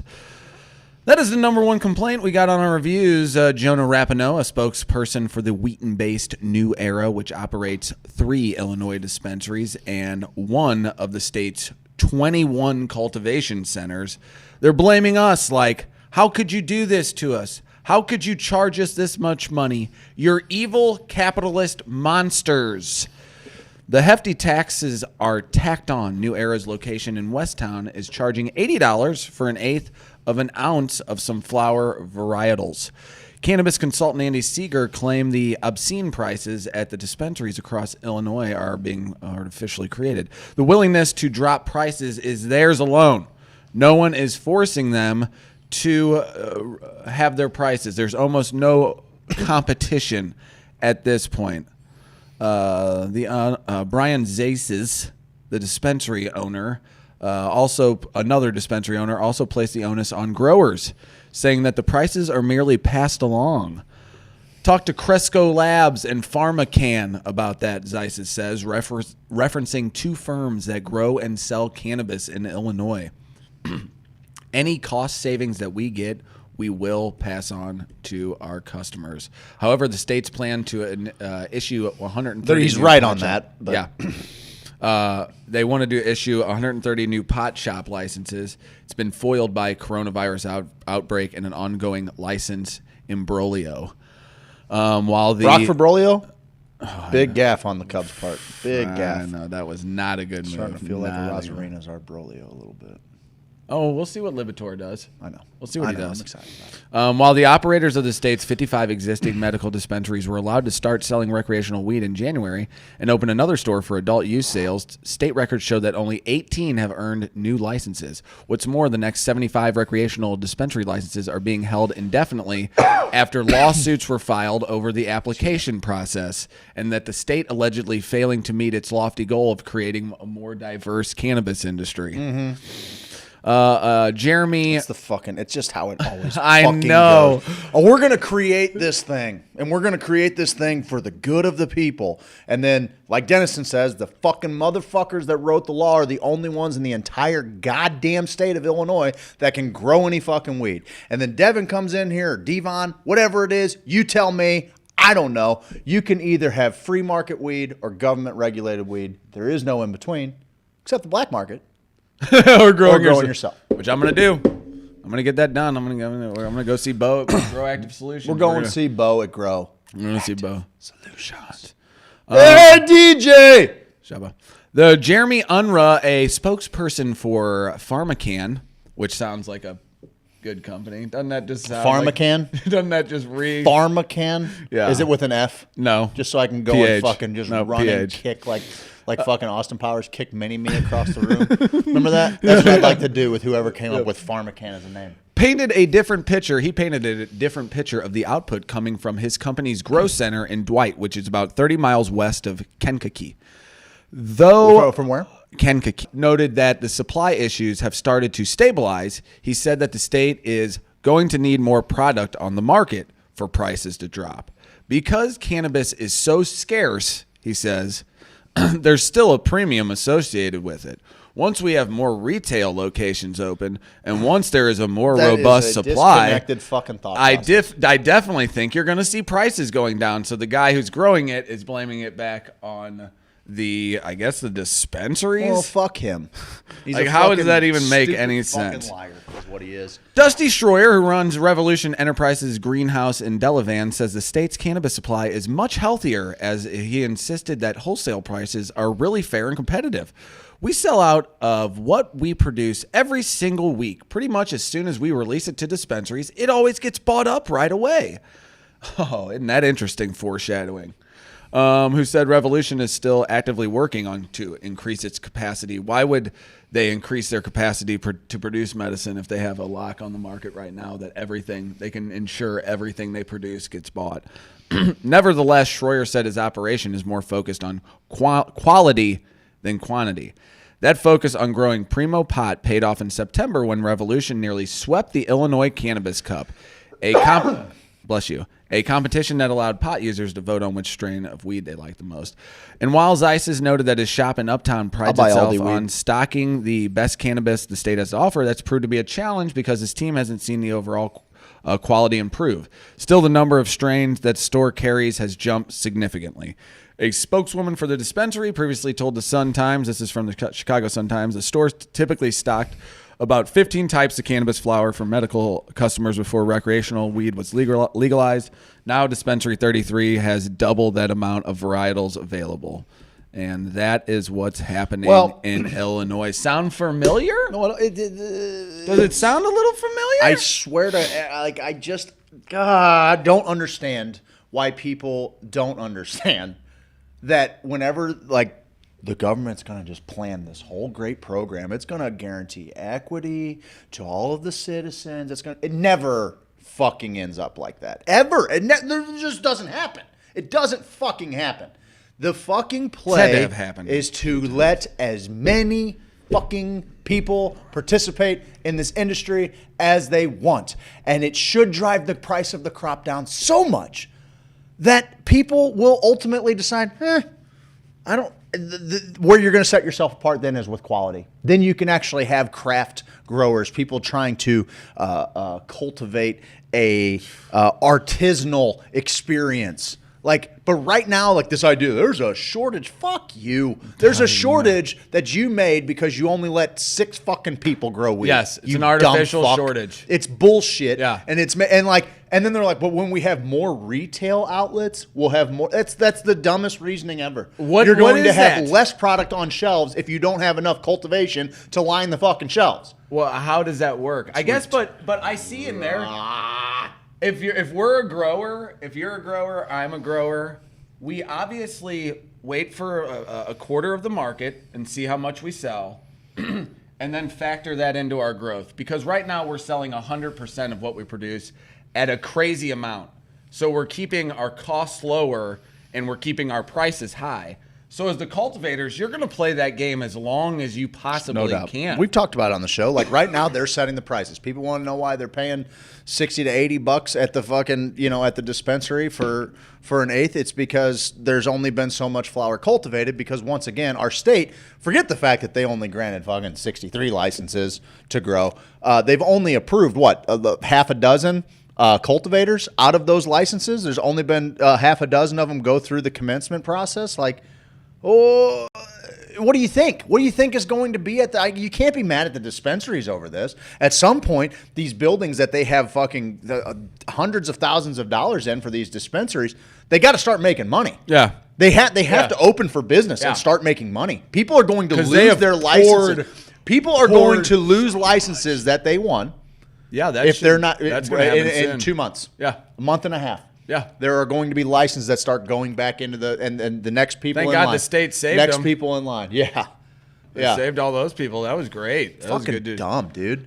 You can grow at home in Illinois. Just as a quick Google search, I wasn't sure. What's their home grow? Illinois, a home grow of cannabis is available to medical cannabis patients in their primary residence with a limit of 5 cannabis plants over 5 inches tall per household. Hey, not per can person. an Illinois resident, looking at you, Dennison, if you can have 5 over 5 inches tall, so that includes your plants that are in veg. can you just have a shitload of 5 inches? Isn't very. Can you just have a shitload of clones though? Like, well, I guess there wouldn't be any benefit to that because you can only have 5 going at a time, I guess. Over 5 inches or total? With a limit of 5 cannabis plants over 5 inches tall per household. Okay. So what about under 5 inches tall? Can I just fucking what's mass the produce point? genetics and fucking sell clones to people? Maybe. Yeah, I'm sure people are probably doing that. Can you sell clones? I don't know. It's just but it's just interesting to see what's happening to our neighbors and to see that there's a problem with licensing. There was a problem. Just vote for liberty. There was corruption. Now we're seeing the growers kind of dictate prices. I mean, their taxes and everything is wild over there. At least, and that's what I think part of our deal was. We're like, hey, at least we're not Illinois. And some people are like, you're right. That. You're right. We're not Illinois. That's good. And it's like, is it though? That's just not good enough for me. Yeah, best clones in Chicago. You can't cannabis sell seeds. clones or seeds. You can't sell beans in Illinois. You can't sell clones or seeds? Holy moly. 5 over 5 inches. Huh. Wow. So, I mean, it wouldn't do you any good to mass produce clones. I mean, it's just fucking dumb, dude. Choose liberty. Choose, and it's legal choose whatever. there. When listen, this is where I'm at. I think we've really tried to do a good job of not fucking getting too involved in the fucking bullshit, picking sides, whatever. This is what I will always get behind. I'm going to get behind the language that allows as many Missourians into this industry as possible. And that's not just people who are pot specific. I'm going to get behind a recreational bill that allows venues to sell pre-rolls. Is there anywhere in the country that's doing that? Sell RSO too. Can you go to Red Rocks and buy a fucking pre-roll where next to the guy that's buying a beer? I know. Can you do that? Nope. Because why can't Red Rocks capitalize on this $40 billion 100% industry? they should be able to.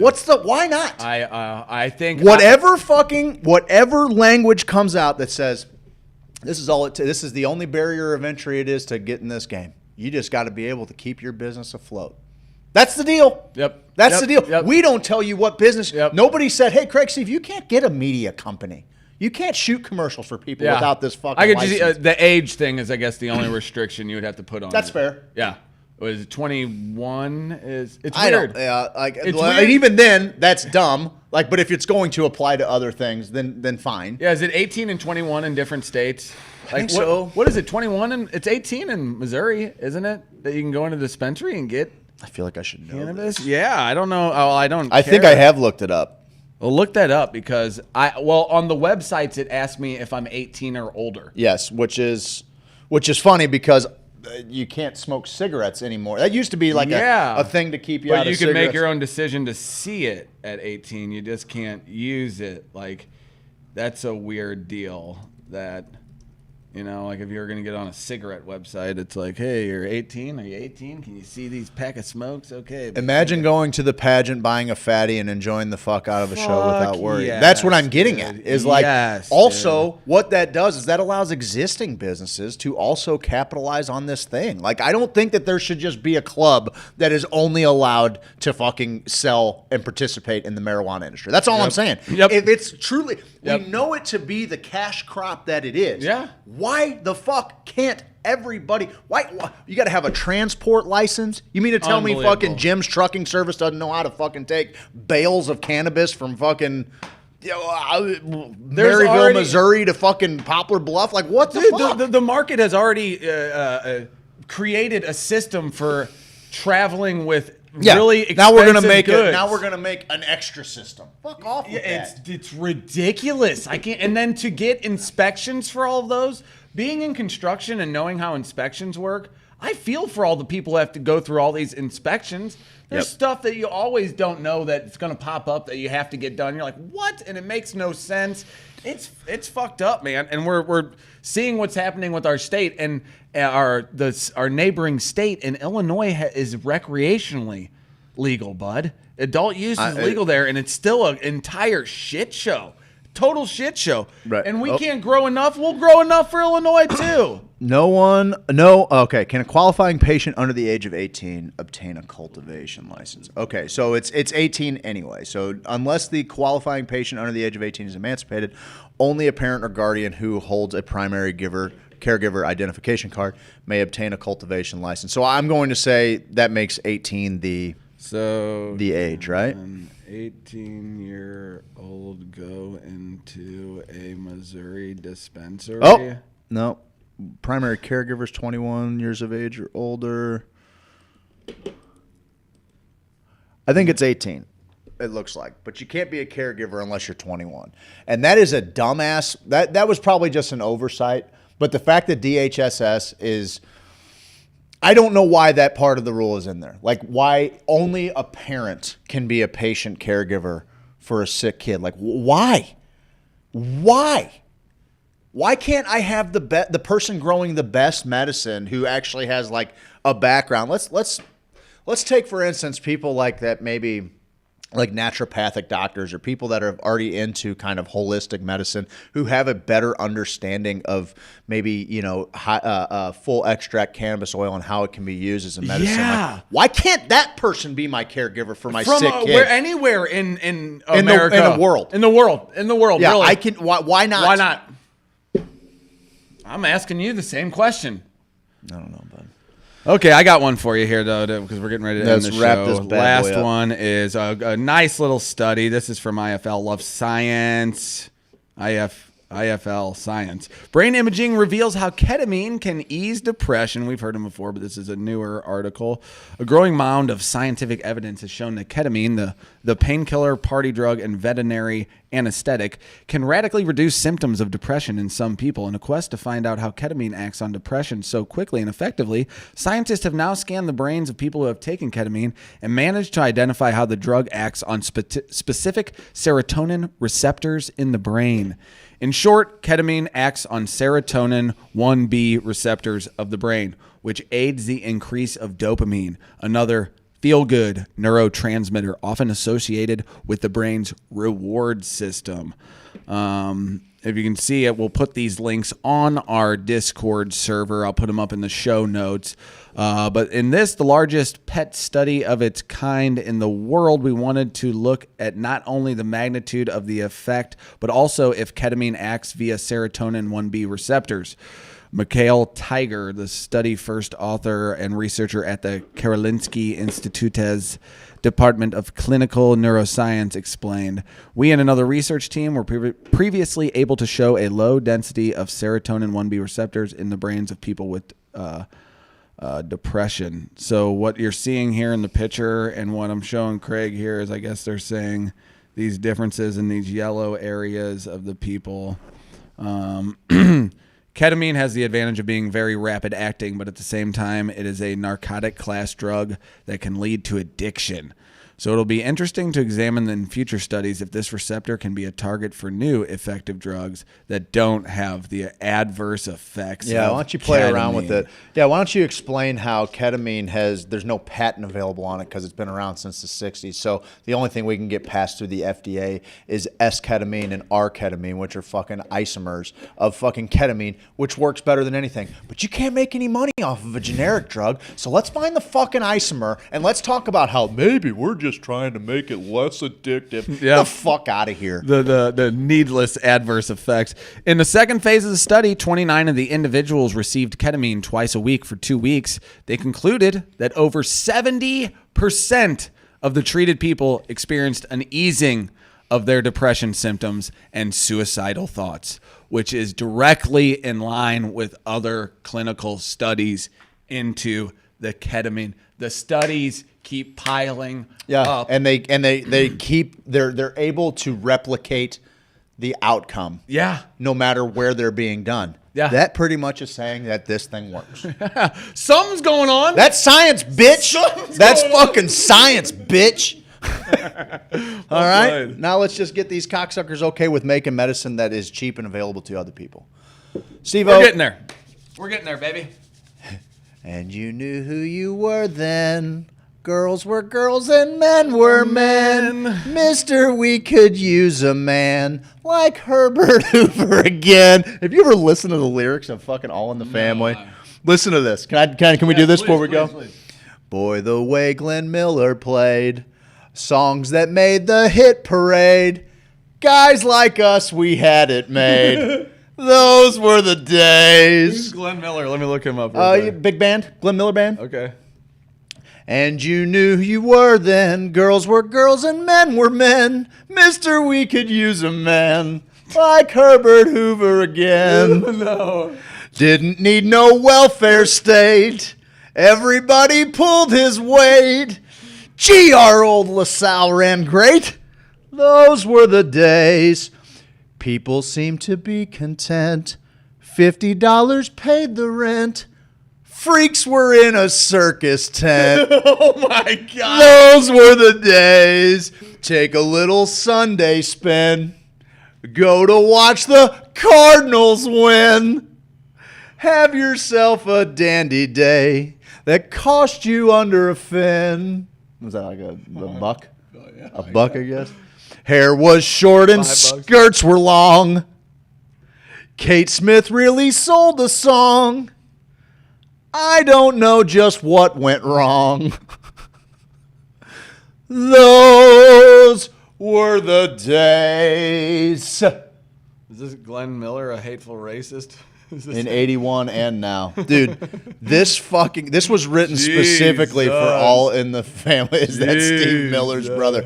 Guys, we're 3 away from we're still 3 away? We're 3 away from Twitch followers. When we do that, we'll get there today. We're gonna auction that auction? We're gonna raffle that bad boy off to somebody that wins. We'll do a whole thing. It's gonna be great.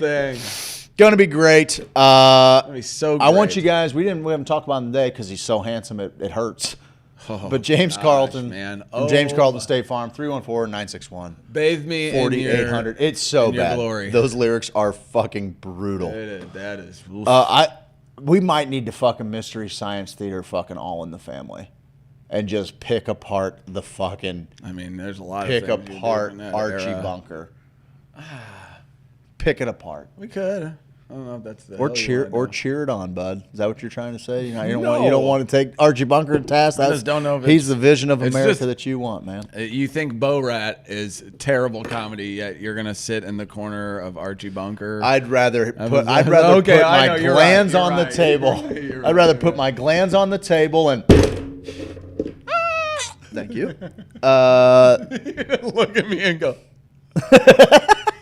It's the part. It's the part where you It's my favorite part. It's my favorite part. It's where you scream. James Carlton does insurance. He does it better than anybody, and he's going to answer the phone, and he's like, "Let's talk about your needs, baby. I just want to take care of your needs, girl. I just want to that's say." Adam Bunner. Oh, yeah. James is going to say, "Hey guys, listen. Here's the deal." He's not a nerd, so don't you ever talk about James like that. Okay. I'm looking. That was you who did it. It was me. I'm sorry. I'm sorry, James. James Carlton does Talk about insurance. James, I should have a little more respect for him. James, go put a little respect on the guy. I should have a little more respect for him. Maybe so. 314-961-4800. The guy does insurance. He does it well. He does it as well as anybody in the country. He's saving me money all the mother flipping time, Steve. And my coverage just keeps growing and growing and growing.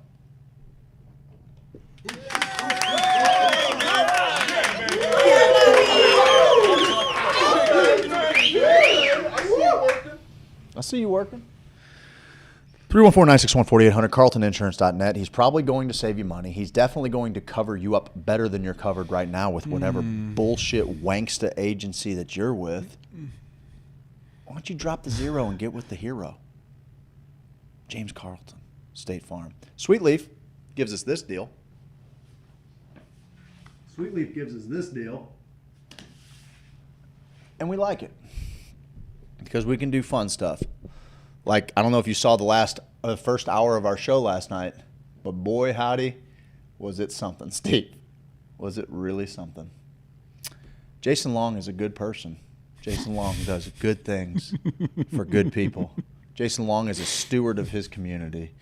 Jason Long is trying to give things away make the world a better place through his charity. Like he wanted us really to what it raise comes money, down to. but I figure if we get our Twitch followers up, we'll raise money. We'll be dude. able to raise money. I'll pay him for it. Whatever. I'm paying for. I'm fucking made of money doing this. You don't have shoes on. You came to work barefoot today. I thought the egg cartons that I had duct taped to my feet were unbecoming. They stunk. Yeah, I figured I better just start barefooting it around like I'm fucking Huck Finn. The bottom of your jeans are tattered. Because I'm a fucking patriot, babe. These aren't the tatters of a poor man. These are the tatters of a soldier dragging a fucking single-shot rifle across a ghostly battlefield. Okay. Is stolen valor a thing for Revolutionary War veterans? Yes. They're going to call me out on this? I can't be a fucking Rev War guy? Guys, I just want to let you know about our sponsors. They're great. Check them out. You guys have seen commercials. I just haven't really talked about James today, and I like James. Native hemp extract. Denison's been here giving a...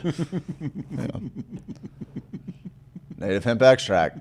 Denison's been here talking over us the entire time. Decided to rob a bank in the middle of our broadcast. Thanks, Denison. Enter code HOSO at checkout. You'll get an additional... you're going to get a great deal. Just fucking enter HOSO at checkout.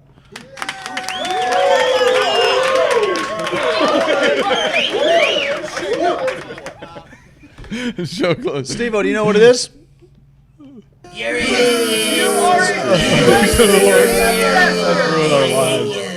Hold on. My ear is gone. Okay. I'm like that guy who got attacked by the panther. It ate my ear. We should have had that guy call into the show. Guy that got attacked by the panther. He'll call Your mom called in. He'll call in. She was so upset with me. She was absolutely upset. Who called in today? Oh, was that me? I was pretending. Jason Long isn't that funny stoner from the movies. Jason Long is the funny stoner in real life. Love Jason. Shake that dick. Got it so bad. I think that was in regards to the All in the Family song. I got to be invited to the movie roasting.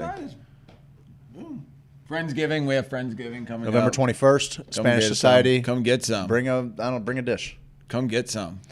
Bring a dish, and we'll smoke a bird.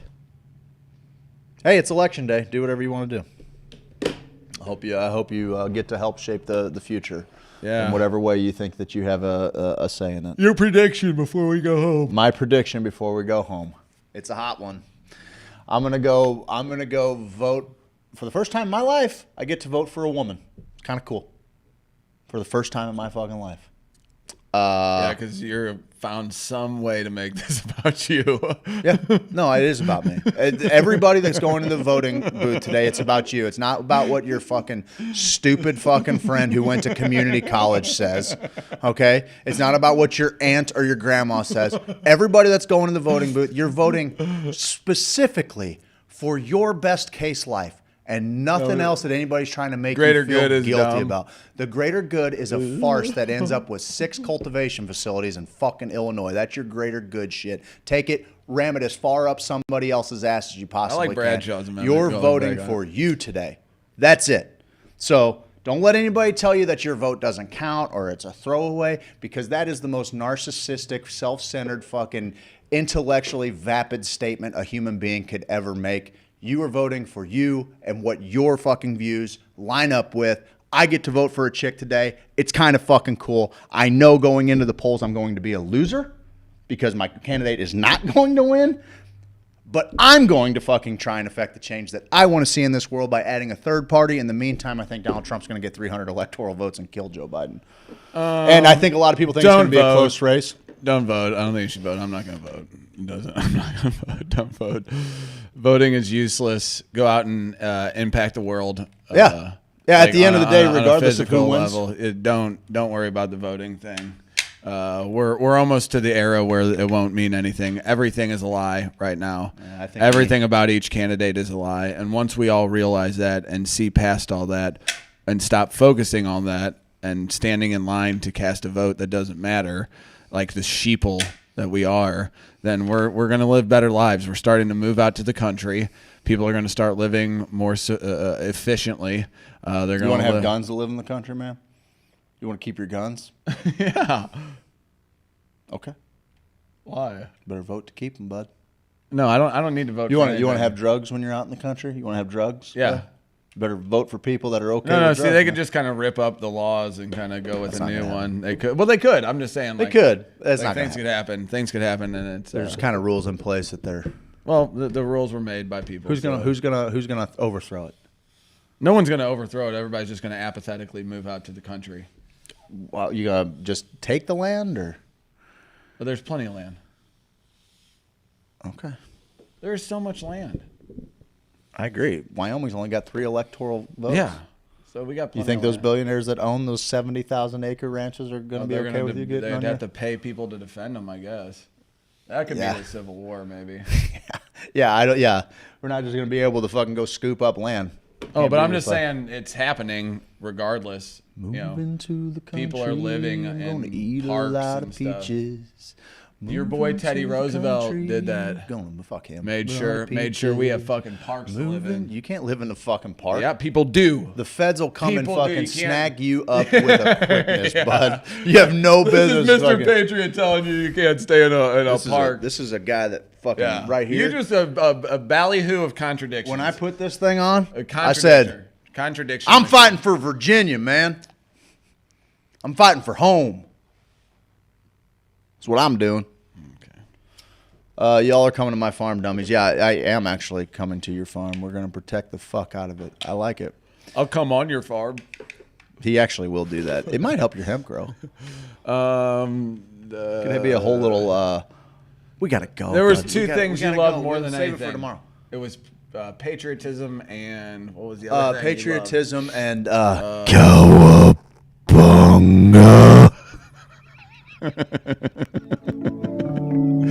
That was good. That was a good combo.